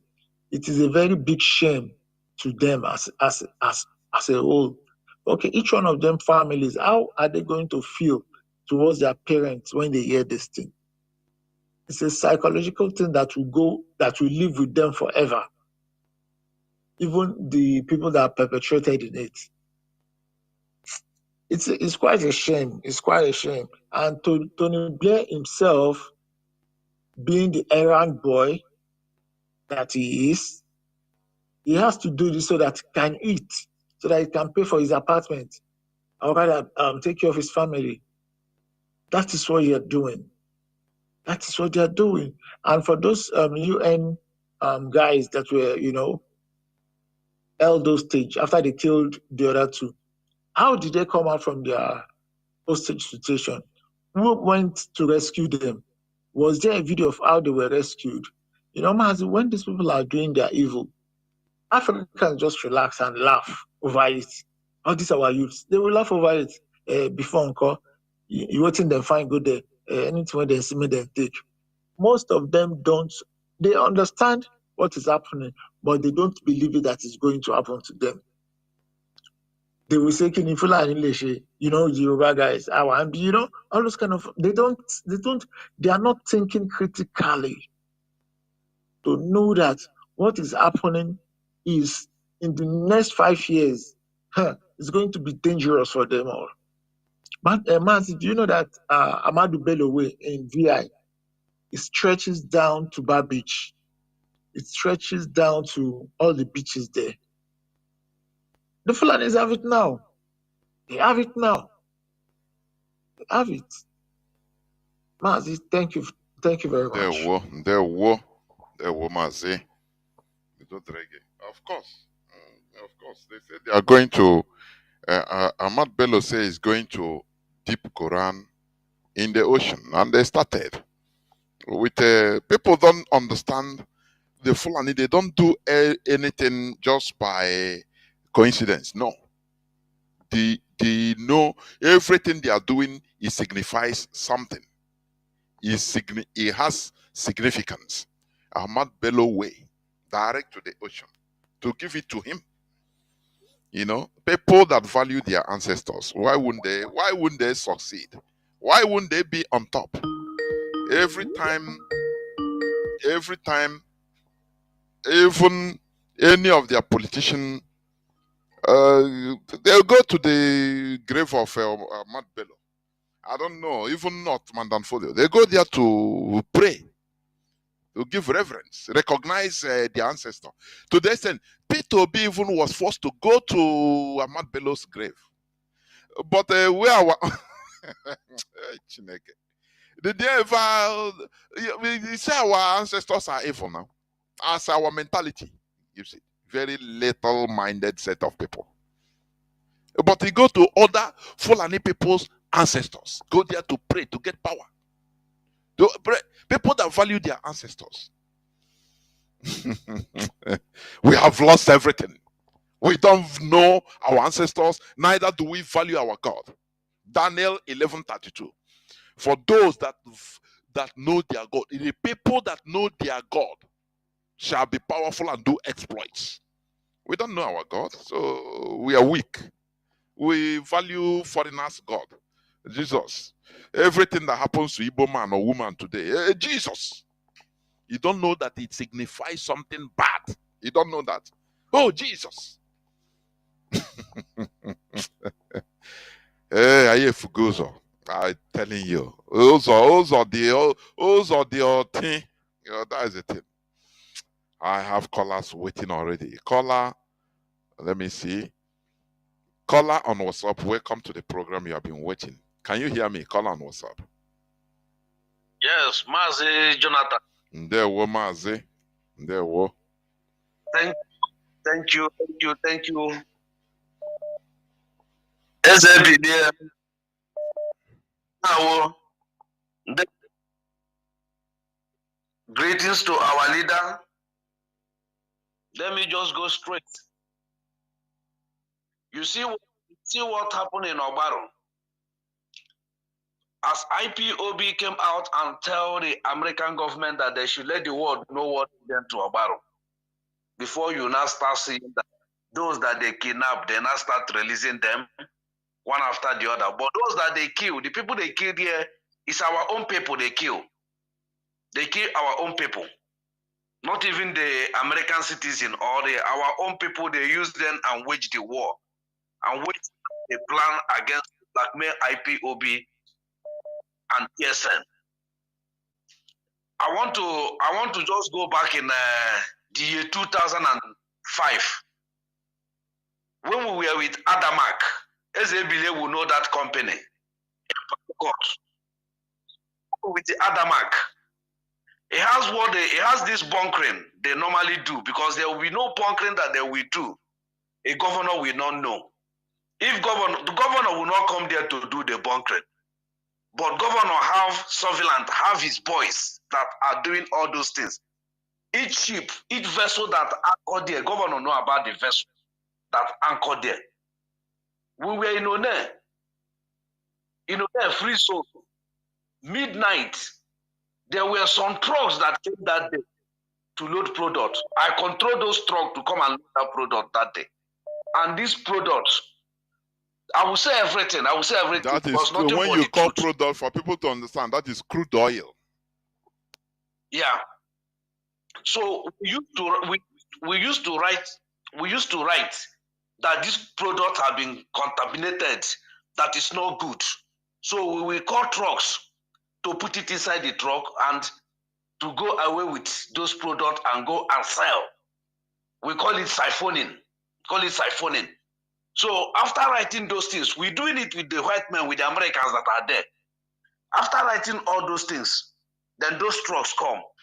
We settle the community, we settle the pollution management, we settle the road safety, we settle the fire service, settle the Navy, and every damn people there in that community. They know, they are aware of these things that are happening. They are aware of these things that are happening. Then when this truck comes, start loading around 4 a.m. in the morning, almost 6 trucks has load. One sub-lieutenant Agoza, now drove in that scene, said that he didn't know that they are doing their siphoning, doing bunkering here. He now caught some people. Even I was among those that he caught. So I now asked him to release other people that I'm there. So he has to release them. Instead of him to call the CO that is in Pathfinder, he went and called the Admiral in Abuja. Then the Admiral in Abuja will now call the CO in Port Harcourt. What is happening in your territory that you don't want to report to me? You see, it has been a very big problem that very day. But those white men inside that vessel, they didn't touch them. They didn't touch the white men inside the vessel. But every black man within that premises was arrested and molested that very day. And I start asking, how about these white men? They say, no, they are coming for them. I say, no, these people have to go along with us, because if you are in the high sea, even this rubber band they used to band money, if it came down from sea, inside any water, they call it pollution. They will anchor that ship. That ship will not move again, and they will pay a huge amount of money for a rubber ring to fall inside the water. They call it pollution. But these people are in our own sea, destroying our own sea, allowing the crude oil to flow inside our sea, to do everything inside our sea, and they will still go free. The thing that happened in Obaro, they use our own brothers to kill them, to blackmail IPOB. Those white people, they call their unison, or this thing, whatever they call them, they are going for humanitarian work. There is no biscuits, there is no rice, there is no relief material that they will show to the world. This is what we are going there for. Now the governor has denied, Nigerian government has denied that they didn't see them. Well, all these people have eyes, because there is Navy there, there is Joint Task Force there, there is community there. So there is no way you will put your ship or your vessel to do what? To siphon or to pump in, that the community will not know. What they normally do, after they have finished their bunkering, they will bring 33,000 liters of product, come outside with a tanker. They will pay money for that tanker. They will shoot that tanker, put fire in that tanker. They will not snap it and show the world that our Navy, our Joint Task Force are doing work. But why? The one in the high sea has moved. If you can remember when this man they tried to use, but they don't dump him, they dump Polo. After he tried to review some things, they now do what? What did they do to that vessel? They burned that vessel. This is how they used to burn our barges and our vessel. But you will not see a little small villager that use like 10 drone or 5 drone to do on fire. You will see JTF will go there and burn the whole community. Just 10 drone. But the one that are carrying trillions of crude oil are moving, going away. Nobody is doing anything to it. But when the community boy collect 10 drone to cook it and refine it the local way they call on fire, they will come after him to destroy him. So if we keep on waiting for these people to come and do well for us, they will not. Just as you people said, it's only we will fight for ourselves. Ukraine are doing their own. Russia are doing their own. Only we will stand and fight ourselves and make sure that we go out from what we are doing. You come to every part of Asia, they didn't use English. British colonized them, but they never use English name to do their street. They use their people's name to do their street. If they are bringing bill for you, they will write it in their own language, not in English language anymore. Thank you. I will stop here so far, Mazi. Well, there were Mazi. For people that think that they brought education, it's very absurd, honestly speaking. I don't know. Learning white man's language doesn't mean education. They are pushing you to what they want you to know. We will go into that as time goes on. Mazi, I'm joined now by Mazi Isayoba. Can you hear me, Mazi? Yes, Mazi, I can hear you. I don't know. Can you hear me from there? The whole world is hearing you, not only me. Please, go on, please, Mazi. Welcome to the program. Yes, Mazi. Yes, yes. Thank you so much. Thank you for the great job you're doing, and also thank to our veteran Mazi Ezekunia. Thank you so much, and our sister, Madam Tina, that call from United States. These are people who call our own, you know,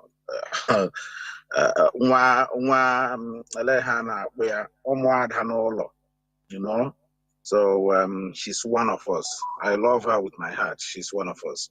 Of course, I will have to greet Biafrans all over the world and IPOB worldwide, and also my, appreciation and reference to our leader, Mazi Nnamdi Kanu. I just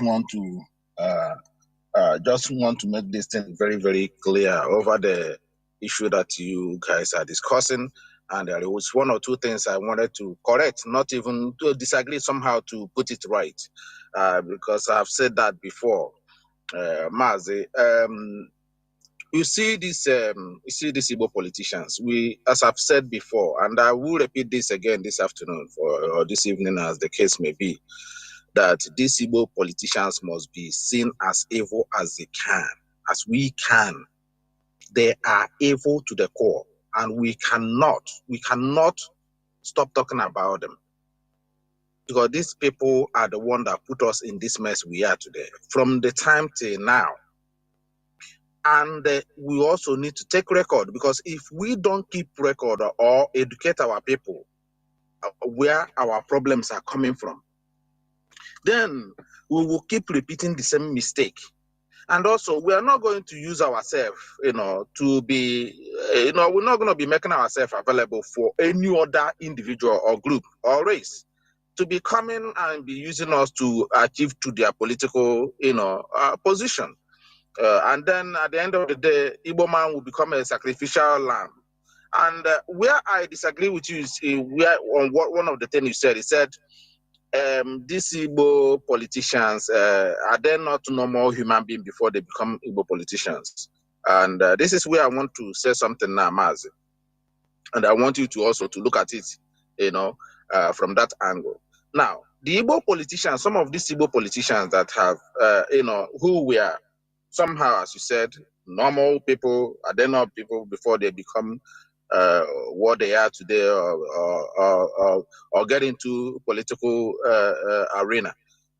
The thing you need to look at here is, one, there is a system that our people, our Igbo tradition, will I say our ancient Igbo used to practice. Before you go to marry in any community, in any part of Biafra land, both in the coastal region. When we are talking about Igbo, we are not missing the ones in the coastal region, because we are all Igbo people. We are all the same Igbo people, but in different clan and extension of drive of dialect or language, if you like. But we are the same people. So when we use Igbo, we also include those ones in the coastal region, because we keep migrating until the ocean stopped us. Now, there is something that we practice before our people got married. If you see a girl you have to marry, you now go and do what is called inquiry. You go to the community, to the village, you check the history of that particular individual, the family history, if there is a mad person, if they used to steal, if they used to do one kind of odd life, whether they used to live this kind of odd life that the community somehow knows about, or the child have indulged in himself in some kind of dubious character, and now that could affect the family that might be innocent coming to that family to bring a different breed of individual to their family, to attach to their family, and then the family will be contaminated. Now, this is the history that I can tell you that even in the Western world, these are the things they came to Igbo land and they adapted this system. I'm going somewhere, please listen to me.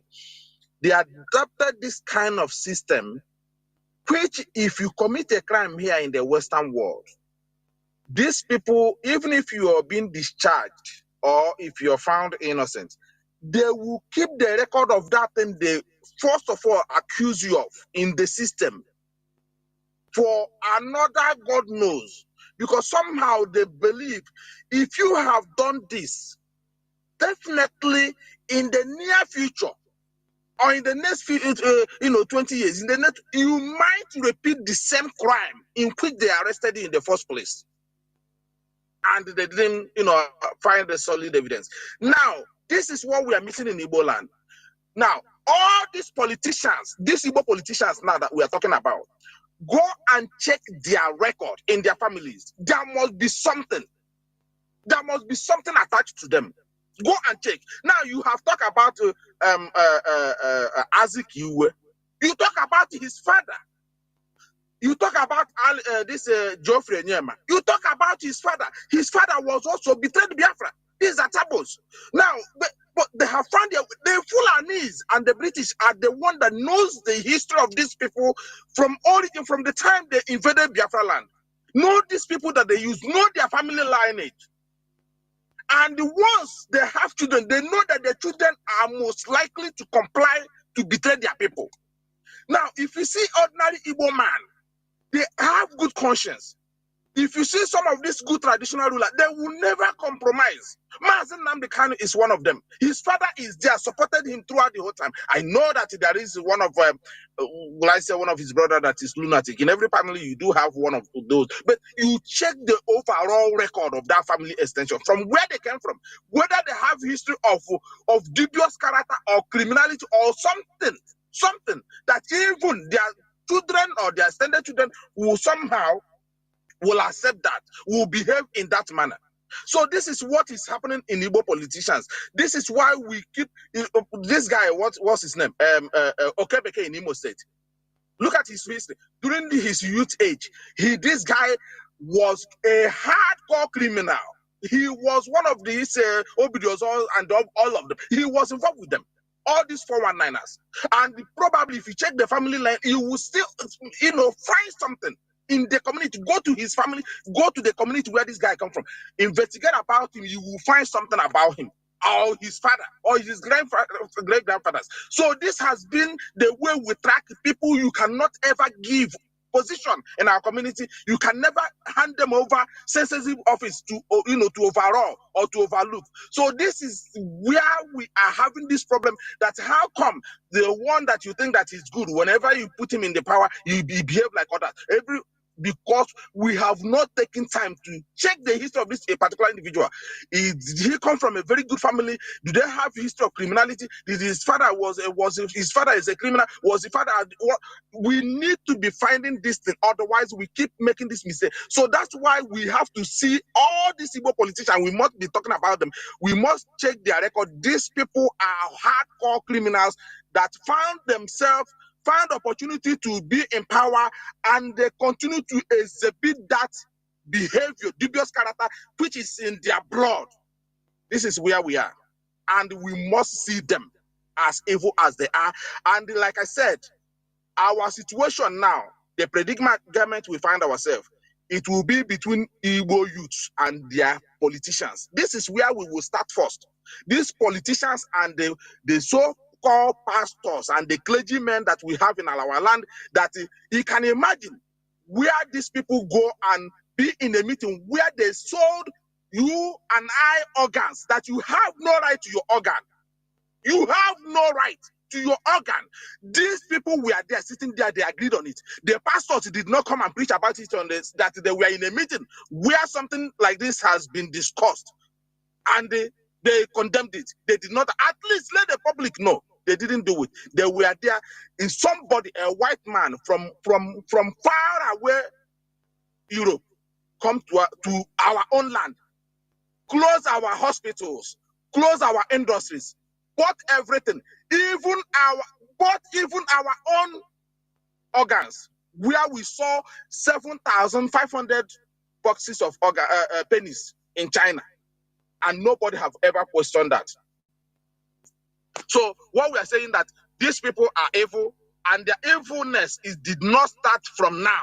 They have it in their blood, it's in their system. It's up to us as it's up to us as a people who are victim of this fraudulent and criminal politicians that we have in our midst, to do something do research before we go and give anybody any position or to go and represent us. We need to find their history and check if these people can equally represent us, or if they are criminal minded, or if they have the history of criminality in their family before we can present them to represent us. Otherwise, we will keep running around in circle, and they will continue to sell our future and our organ for their selfish, self-centered, idiotic politics. This is what I wanted to contribute this evening. Thank you very much, and There keep on the was good work. but just hold on, please, before you go.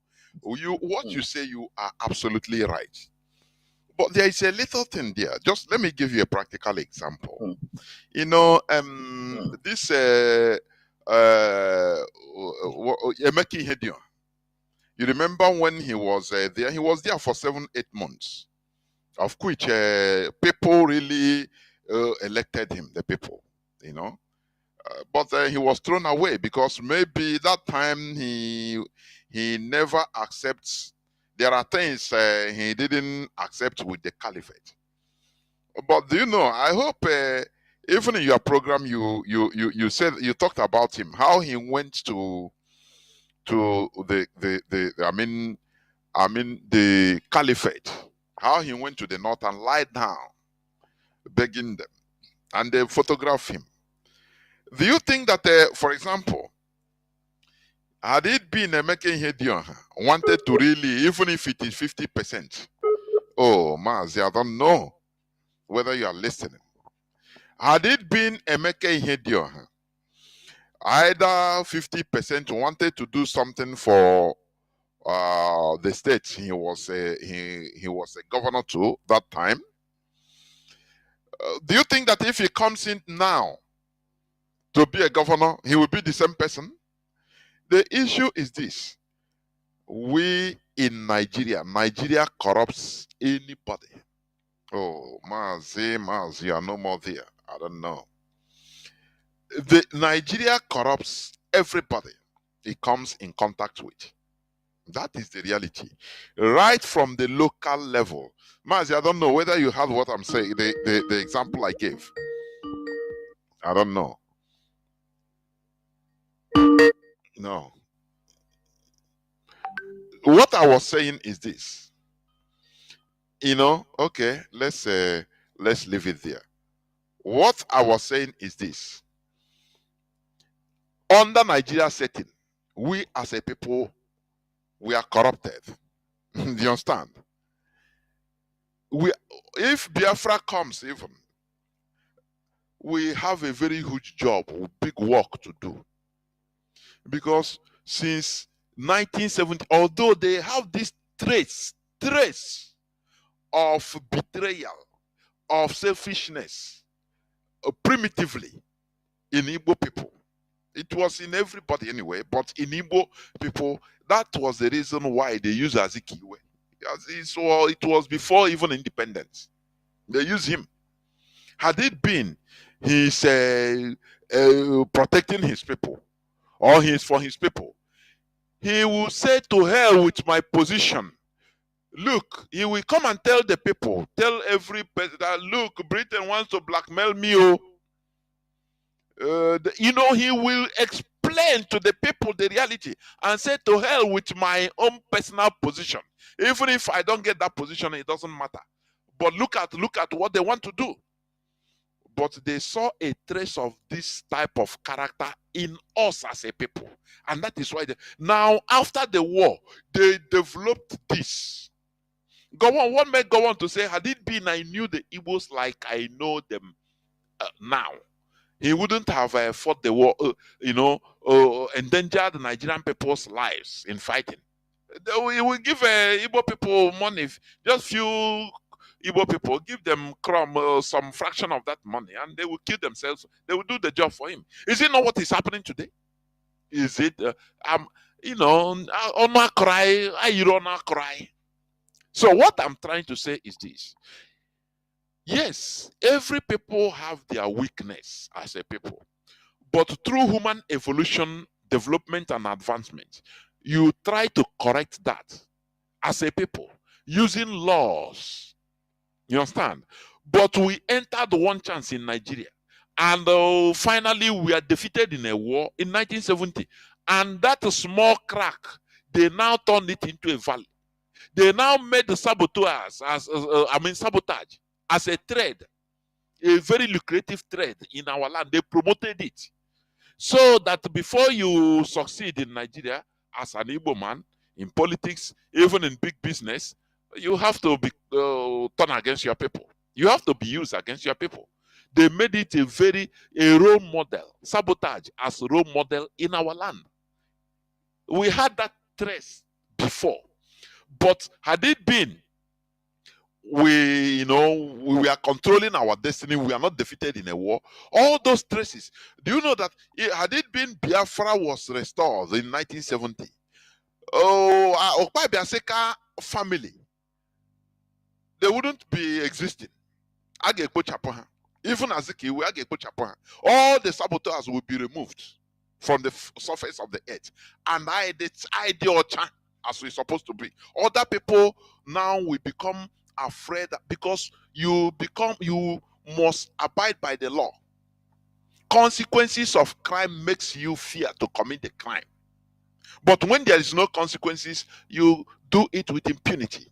Now Nigeria came, and after 1970, now they entered into making models of sabotage, Igbo saboteurs. They become our role models. I want to be like Ojo Kanu. Now you have to go. He will train you. You have to do what he did. Betraying our people at every ramification. That is the reality. I have two callers waiting. Let me go to them as they are the last callers, please. Caller on WhatsApp, you have been here for 16 minutes. Caller on WhatsApp, Mazi, can you hear me? Please go on. Welcome to the program. Thank you very much, Brother Jonathan. There, whoa. Yeah, my name is Chiku Emmanuel. I'm speaking from my location. Thank you once more again. I greet our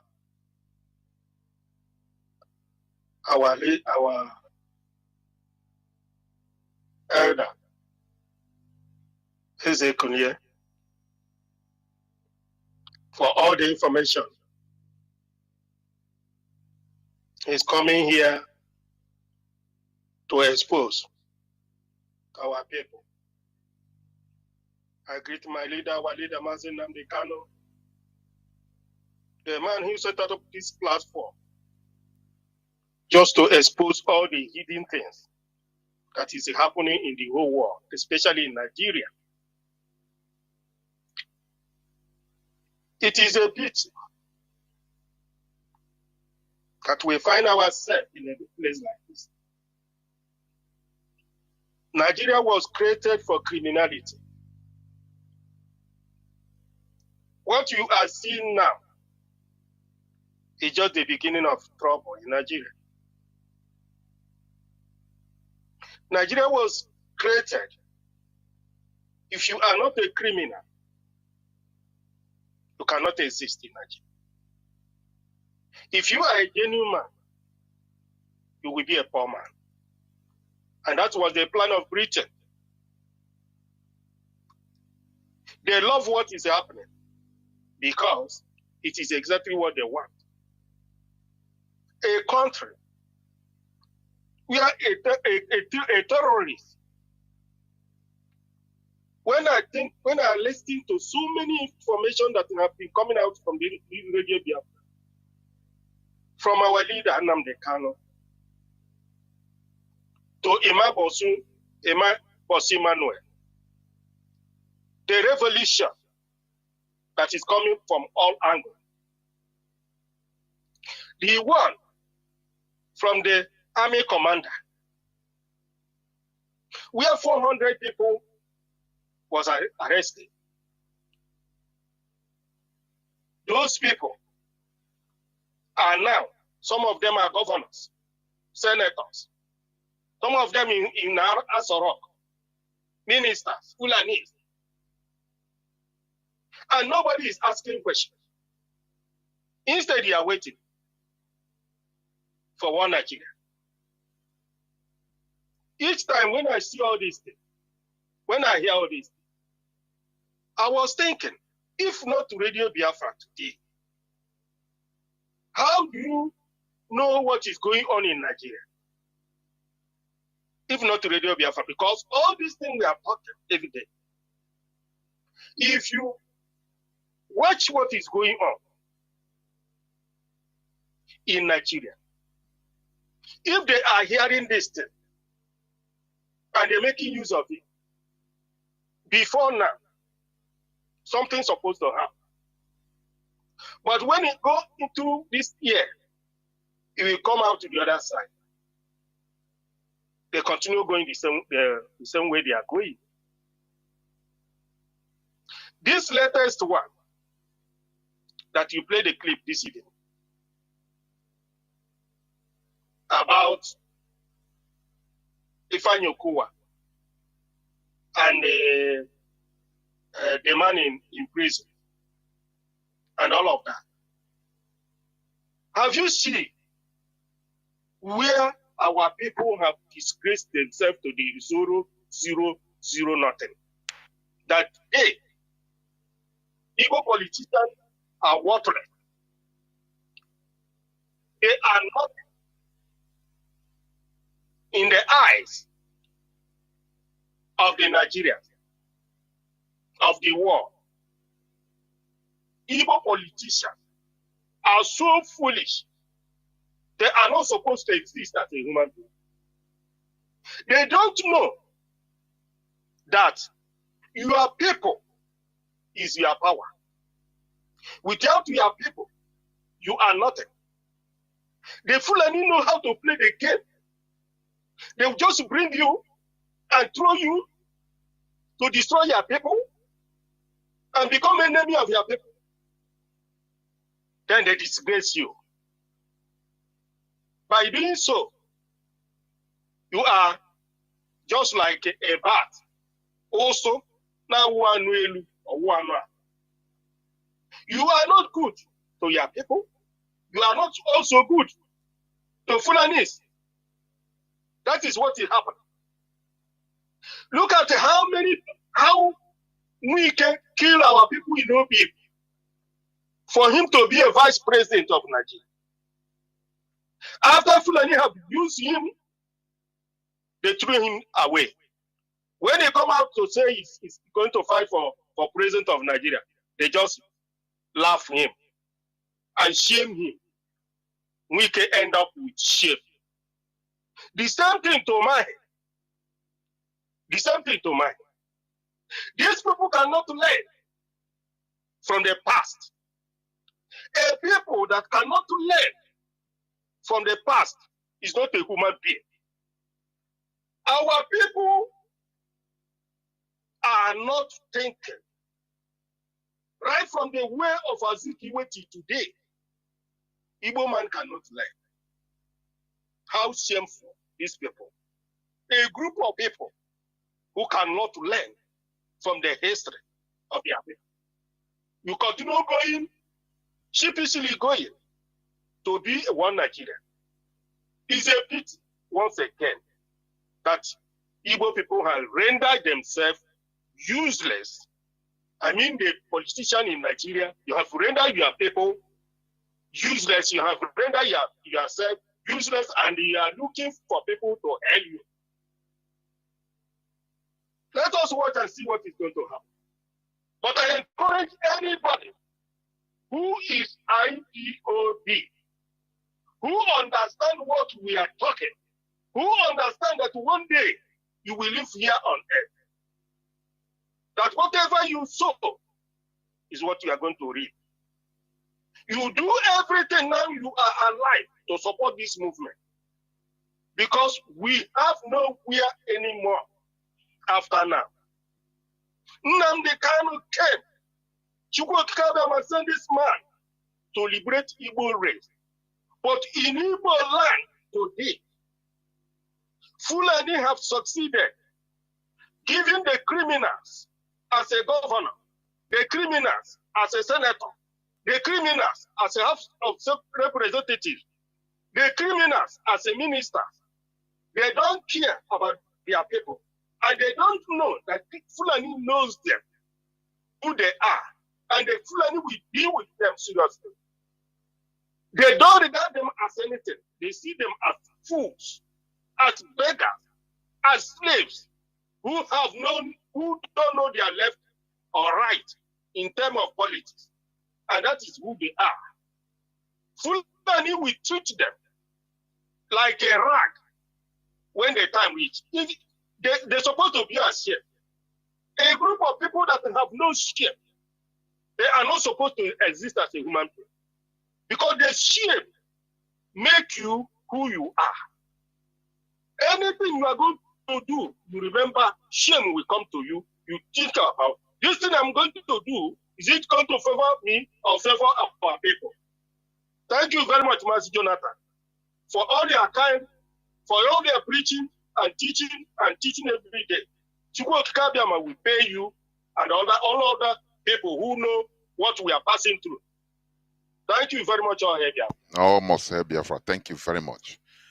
Caller on signal, just hold on. Let me go to this caller on direct line. He has been waiting honestly. Caller on direct line, can you hear me? Welcome to the program. Good evening, sir. There, well, welcome to the program. Yes, greetings to you and then our able veterans. My name is Osoro. I'm calling from Atlanta, Georgia. Yes, so when it comes to this, our governors, sometimes this is what I always think. When I sit back and think about the Eastern governors, what comes to my mind is, I don't need to be the same kind of mind that I have, like, you know, how you sit down and you think and you reason about some certain things that is going on in Biafra land. I don't even know where their mind is. I don't know how they decided to, you know, sell their soul. I don't know if they sold their soul to the devil and say, you know what, forget it. You know, that, like, you know, they don't care no more. Whatever it is, whatever comes, it is what it is.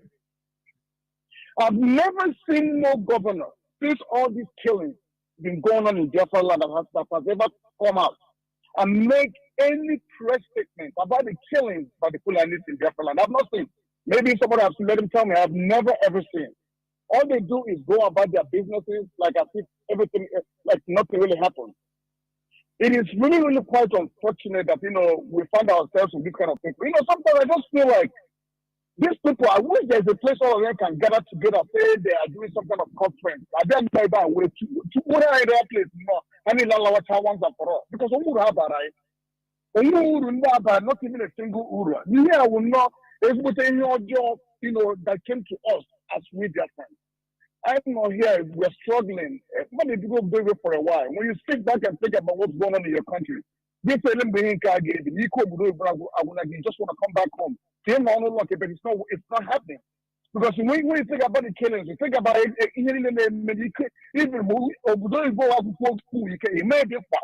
it is so frustrating that now IPOB, you know, not fighting in a way to make sure that, you know, we have our work, we have our own country to develop it the way that everybody will enjoy. But they're not saying it. It's so unfortunate, even some of these people that call themselves obedient and the rest of them, the election has come and gone. Now tell me what's going on. All of them are sitting down. This will come and say, you know, go to the street. Are they stupid? I don't even know. I don't know what they're hoping. Okay, like today, I just heard on the news that Ondo, the federal government has approved them to open up another seaport in Lagos in Ondo for $1 billion. What I mean, they have not our own seaport anywhere is all closed, and they're still clamoring, agitating for one useless new Nigeria. How the hell is that going to work?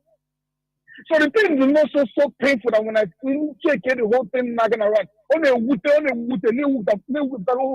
you don't even know how to think it. I don't like Christianity. Where do I then go from there? My older brother, direct senior brother, the same one father. This is what September the 9th. September the 9th. I said this thing in Methuselah, this thing a while ago, maybe 2 months ago. This man, how old is he? I don't know, at least maybe 52 years old. He has been mixing. Only number one way China, name a business there, comfortably for how many years? That would do to Nagini Mary. although he has issues with his wife or whatever, I don't want to get into all that details. But what I'm trying to say that now, he went from Otoni to Aba, where from Aba, we lived in Aba. So he left Aba and went to Lagos to go and get a visa to travel to China. And that is it. Since September to this week, as I'm talking to you, is September night will make it 4 years. I have done everything a man, as you want to directly, I have done. And when I came back, when that thing happened, I had to come back to, I left Atlanta and went back, I came to Aba. Get these stations. I went to the this was not Umuaya. Went to the main organ, who's the Hausa man. They asked me to do this drive. I get everything that needs to be given. They told me they will find this one, they will find this man. Came off and not gone. I've gone everywhere. I went to this thing. Even only that I said, I didn't tell it. I went to check money for me, asking me to do. I gave them money. I said, okay, they promised me this or this. Nnamdi had a couple of a month. This man's gonna cry. I got him everywhere they're supposed to go. I don't know where this man is. He are not the building there abandoned. Proper. I'm going to tell the truth. Why am I saying this to you? I'm saying this because of the same Christianity. The same Christianity. After this thing happened, that was when I knew that, you know what, this is it for me. This is it for me. Pastors, now this guy put on where no about one other pastor or whatever, he's a popular guy. When I came over there, he was like, how much do you have? That will help you look for your brother.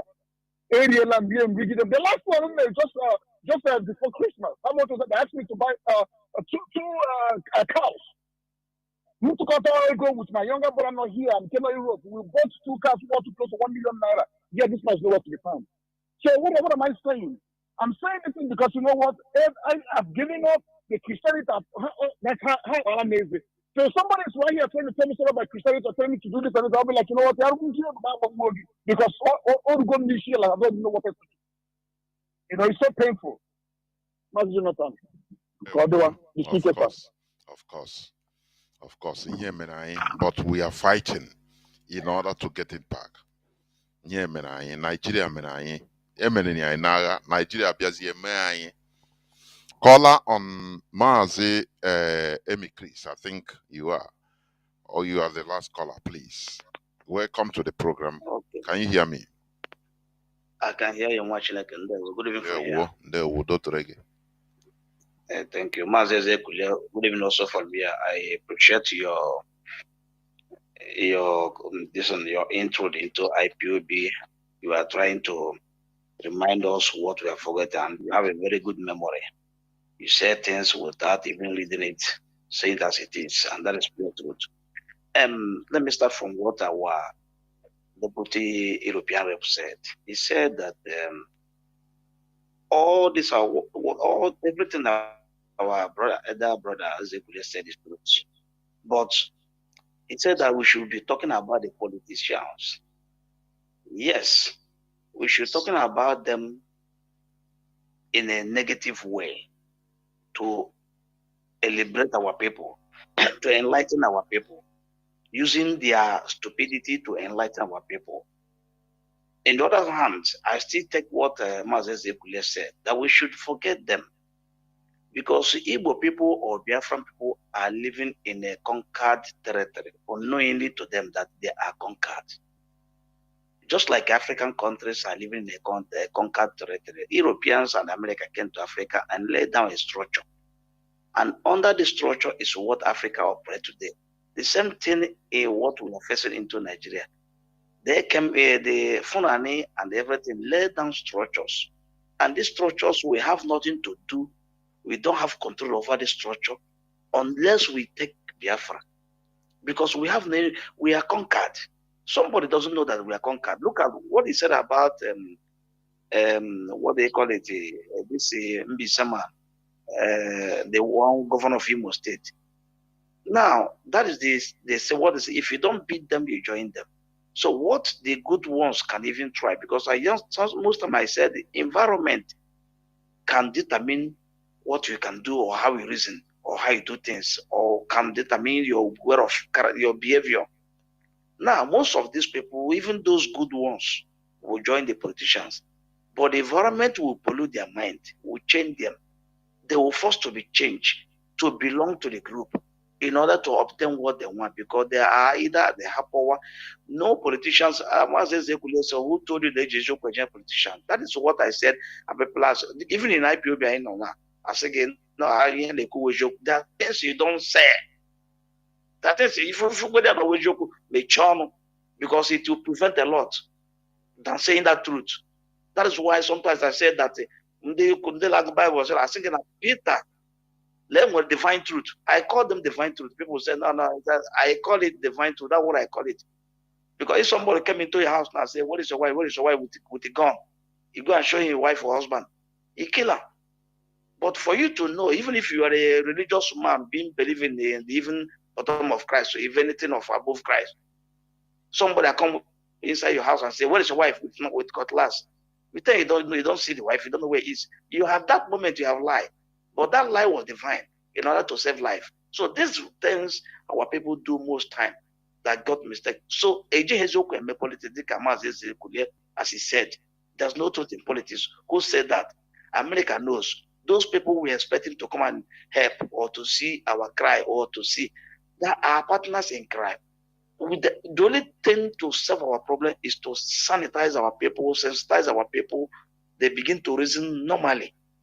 And that's the only solution we have. When they begin to reason normally, then we begin to work towards to liberate ourselves. In other words, all this game we play it to 30 years, 40 years, we remain where we are because the politicians are not ready to change. They will join their partner in crime. They will become, either don't beat them, we join them. And that's the only what they do. The man from B said that won election, my name is not run off me. That won election in Now you see what he played. He has tried to come through PDP on this election. It couldn't work for him. He relaxed. By this election now, you can see that he will try to join them and become criminal like them. And that is how all of them know. We know all of them are criminals. And they can't allow a genuine person to rule in any state in Nigeria unless he belongs to their group. So we don't have control over this power. This power is beyond us unless we sanitize our people. They begin to reason. That's why when I see some people go to, there's a man that I saw on social media one day during this campaign. He said, I don't know where that campaign come from. He said there's hope Uzodinma is the only governor that are going to vote. Nobody's going. This community have decided. This campaign people is that on that the next time we cannot try such a nonsense. I said it here last time, we deal with those that mingle with the politicians. Leave the politicians. That this man that used to expose what Nigerian government are doing, he said you have to go to the root cause of the problem. If you don't go there, you will not. Politicians are not the problem. The problem are those that are working with the politicians. They are the one going to say this is IPOB, this is who. I'm bringing them into the community to, if you hope want to come in my community now, somebody must link him up. He cannot just come. Somebody must put seat, put chair, put a canopy. These are the people we deal with. If they find who to put canopy, nobody. They will not know that I rejected. This is the only way we are to follow to liberate ourselves, because all these people, they are the same thing and we have no control over it unless we have any political power. Because when we tackle them, they go to their slave masters and complain. Those ones have a big media outlet. They will need to condemn us. Either they go this way or they make law against us. They begin to tackle us. Now you see, we are still surviving in Europe now, as our brother said. Our deputy European rep said, they know the root cause where you've come from. Whatever you do, even here, when you want to do blood tests for here in Europe, blood tests here, there's a certain things that happen to you. They will ask you your genetic. If somebody from your family have gotten such disease before, they will refer to from genetic issues, and that's where the sickness came from, and that's how they will see it. So this is what we do, but we don't have any power to stop these things. To find out, even if we vote whom we want, they will still change it and give it to who they want. So the only solution for me, my own perspective, is for we to work to sensitize our people to reason very well, accurately, to understand when they are being used. So that on that note, we can be able to free ourselves from this slave. In other words, we are living in a conquered territory. Knowingly or unknowingly, we are living in a conquered territory. Thank you, Mazi, and God bless you. Thank you, Mazi. Thank you very much. You've said it. You be changed by the environment you are in, and Nigeria must change you. You know, one funny thing, Mazi Ezekulie, before you come in to make your departure shots or final remarks. You know, when Emeka Ihedioha was illegally removed from office and Hope Uzodinma imposed, Iwu Anyanwu is the first person I will not forget. In order to tell Emeka Ihedioha, hey, stop, don't ever do anything. You have to accept. You can campaign for another time. Otherwise, you become a political leper. I will not forget that word. Iwu Anyanwu, this Iwu Anyanwu. Now I started connecting the dots. You know, these are the same group of people. But now, Ihedioha now is forced now in order to dance their tune. If you don't beat them, you join them. They'll tell you this is Nigeria politics for you. Mazi Ezekulie, please. Welcome to the program. Please, your final remarks for the day. Go on, please. Once again, and fellow Biafra and those who are still listening, it has been a fine evening today. I've been able to deliberate on so many issues, and I believe we will continue on this. What we are looking for is Biafra, a nation of Biafra that is existing. We are not looking to be president of Nigeria. We are not looking to how to become senator of Nigeria, the so-called Federal Republic. God knows what is federal and what is republic there. We are talking about a nation that has been on its own, forced into a dirty union created by a dirty set of people. Because as far as I'm concerned, it takes a dirty man to produce a dirty thing. It is in their gene, it is in their own blood group of Britain to produce something negative, something wrong, something bad, like Nigeria. Nigeria is a complete replica of what Britain is all about. Everything happening in Nigeria is propelled by what Britain is all about. That is their life. That is their genetic product. It's nothing different from that. So when you see Tony Blair coming to congratulate Tinubu and all the rest of it, you know that it is part of them. It's part of what they are. So they produce a nation or a country like Nigeria where they can be milking, doing all sorts of things. But the important thing is for us to hold on to this our agitation, to have a sovereign state, separate apart, separated from this particular thing called Niger area, created by Britain for their own economical interest, for their own economic interest and use. As a country where they harvest everything, harvest human resources, mineral resources, organ resources, everything, harvesting. They are harvesting everything. They are harvesting everything.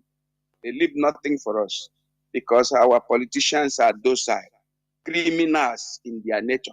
And their own criminality is not even up to the one of Britain. Their own very local way of criminal. Look at a whole Senate, Deputy Senate President from Igbo extraction. Tell me, it has never happened before. Can you do such a thing to a Northerner? Look at Abba Kyari, convicted, about to be extradited to America. The Northerners rally round because it is a shame for them to have Abba Kyari extradited to America. They say it cannot happen. But Igbo people gather themselves and then extraordinary rendition, their great son, Nnamdi Kanu. Oh, Chukwu agaghị agbaghakwa unu ndị a. Unu ga-atabuchakwa onwe unu n'afọ. Oke niile kafa na ife a. Unu ga-atabucha onwe unu n'afọ n'ụwa. Fellow Biafrans, we will talk another day because we have to continue this sensitization so that our people will be alive to their duty, to their responsibility, to their political response. Don't say I'm not a politician. You are a politician. You must be you must get into politics, but not partisan politics. I mean politics how to survive, politics of self-preservation, politics of self-preservation. That is all politics is all about. Politics of permanent interest. What is your interest? What is your interest? Collective interest, not even personal interest. Because when you pursue personal interest, you'll be bribed and you go and sell your brother. But collective interest of your own people. For example, so many things have been said, being done by our people.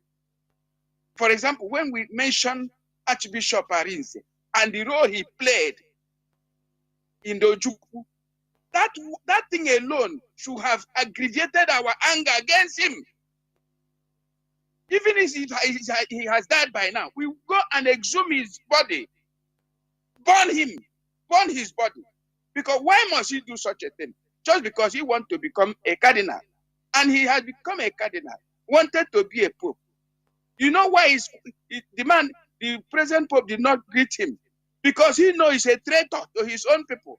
You think they are foolish? Of course. He even was fighting he was even fighting the man when he was to be made pope, because he thinks that after the exit of Pope John Paul, they could have made him a pope. It wasn't possible. They put Ratzinger. After Ratzinger must have resigned and then put him into Puda. They brought this man. When they brought this man, by the time they were bringing this man, he thought they would remember him. How can they remember you? A man who doesn't know the importance of self-preservation. A man who doesn't know how to keep your people as a nation. You went and destroyed all our effort. Arinze, you went and destroyed all our effort because of your personal interest. You want to become pope. Today you are nothing. The same thing politicians did to Nnamdi Kanu, to rendition him because they wanted to become Igbo president. And today none of them has been. When we will learn, why is these criminals in religion and in politics putting us in a very harm way? We will continue to expose this terrible set of people in our midst. We must continue to expose. If we can achieve one thing, exposing these people, revealing all their secrets, all the things they are doing to us, because we cannot afford to allow them to go free. Because allowing them, not mentioning them, means we are also part of the conspiracy. If you see a criminal and you not say, for example, Catholic Church bishops knows that Nigerian organ, including the members of their adoration and what you call them, all the whole people, that the organs of these people, whatever thing that function in their body, have been sold in advance to one hopeless idiot called Bill Gates. One inglorious bastard called Bill Gates. It has been sold to him in advance. And the Catholic bishop knows this. And they failed to tell us. How many years ago, they failed to tell us. It's coming out. And they say they wanted to buy their church, their hospital for 2 billion, 3 billion. And they said no. Why did they say no? Because even they themselves can also be harvesting the organ. Because they may calculate that how many hospitals they have, how many patients that visit there. Under that condition, they can also be harvesting the organ of their member. What have they not done to their member? When you keep your member in darkness, year in, year out, you keep making them to be praying to a foreign god, something they don't know about, something that has made them useless, vulnerable. You keep keeping them in darkness. So you are part of the problem. So we keep exposing them here. That is why Radio Biafra is made Nnamdi Kanu put this radio for us to expose the evil people we have in Igbo land, in particular, those that have destroyed us for many years ago. It is time for we to pay them back. Mazi, fellow Biafrans, thank you this evening for listening. Maybe next week or any other time we'll come up again for this program to continue, program of sensitization of our people to know their rightful place. There is nothing like left and right in this world. Without left, you cannot have right. Somebody say, I'm a rightist. I'm doing something right. What happened to your left hand? It is combination of these two that you have a positive result. Combination of left and right, you now have a positive result. Don't just criticize people. Let Tinubu go and become president of Nigeria.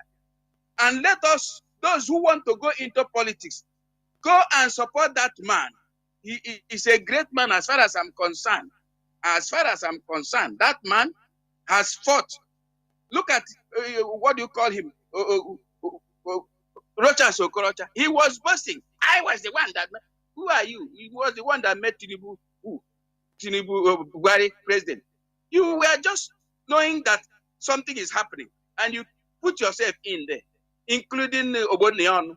At the end of the day, what happened? Two of you have been kicked off and the man took his proper position. He said, no, it is me, it is my turn. Yes, it is his turn. Nobody can remove him there.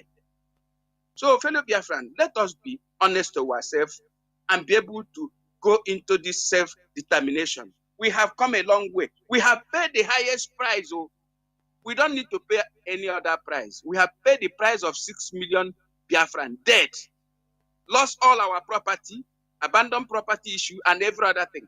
And we get nothing in return. And we are still losing. Why can't we sit for this Biafra once and for all? Why is it that any other time we want to claim this our right that we have paid for already? Something we have paid already. When we want to take it back, and somebody will come and begin to preach religion to us. Religion that is meaningless to us. Religion that is meaningless, that have kept us as a slave for so many years. Keep us spiritually slave to so many countries to come and exploit us. So, fellow Biafran, thank you this evening. I think we have had enough and we have learned enough this evening. Please remember what you learned this evening. Try to keep one thing in your mind, what you have learned this evening. Don't forget so many things. Keep something so that you add it up to yourself and be able to explore other avenues to gain more knowledge and wisdom. Thank you, Biafrans. Thank you, Mazi. There were Mazi. Thank you very much, our veteran. Mazi Ezekulie, Dodrege. Biafrans and lovers of freedom, this is where we are ending the program. But before I go, we continue reiterating, just like Mazi Ezekulie said, there will be no left without right. There will be no right without left.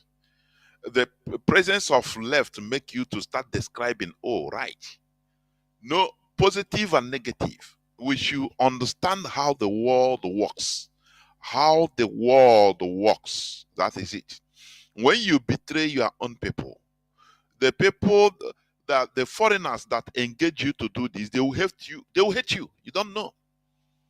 You see the photo, the video of Pope Francis saluting other cardinals. When he reached to Cardinal Arinze, he do as he don't even want to salute him. He do as if he have seen Lucifer and pass immediately because he know that that man is a traitor. Britain,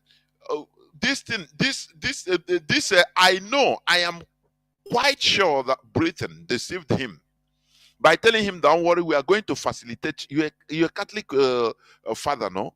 We are going to facilitate you to be a pope in the Vatican. Do this mission for us. Convince Ojukwu.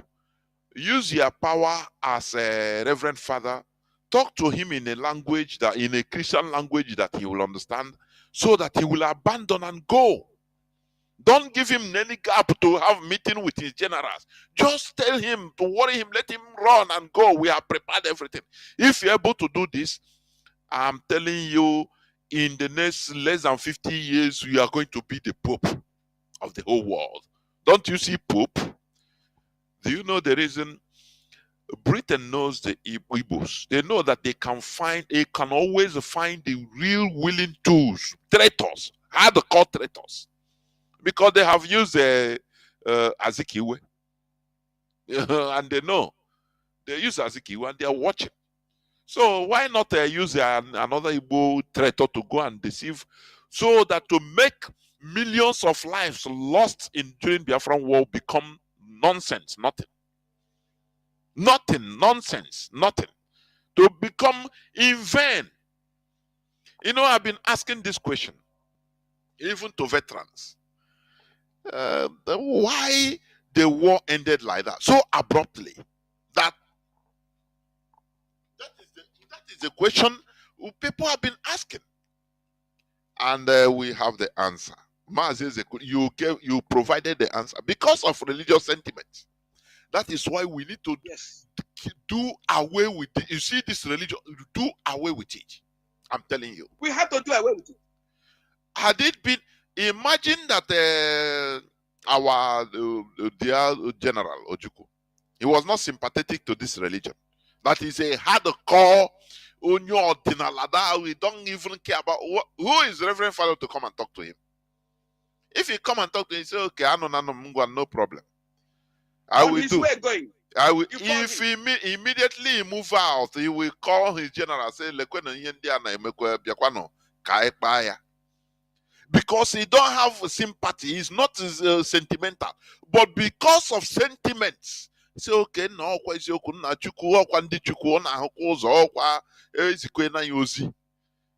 now he starts. That is the thing. That is the thing. And millions of people's lives becomes nonsense.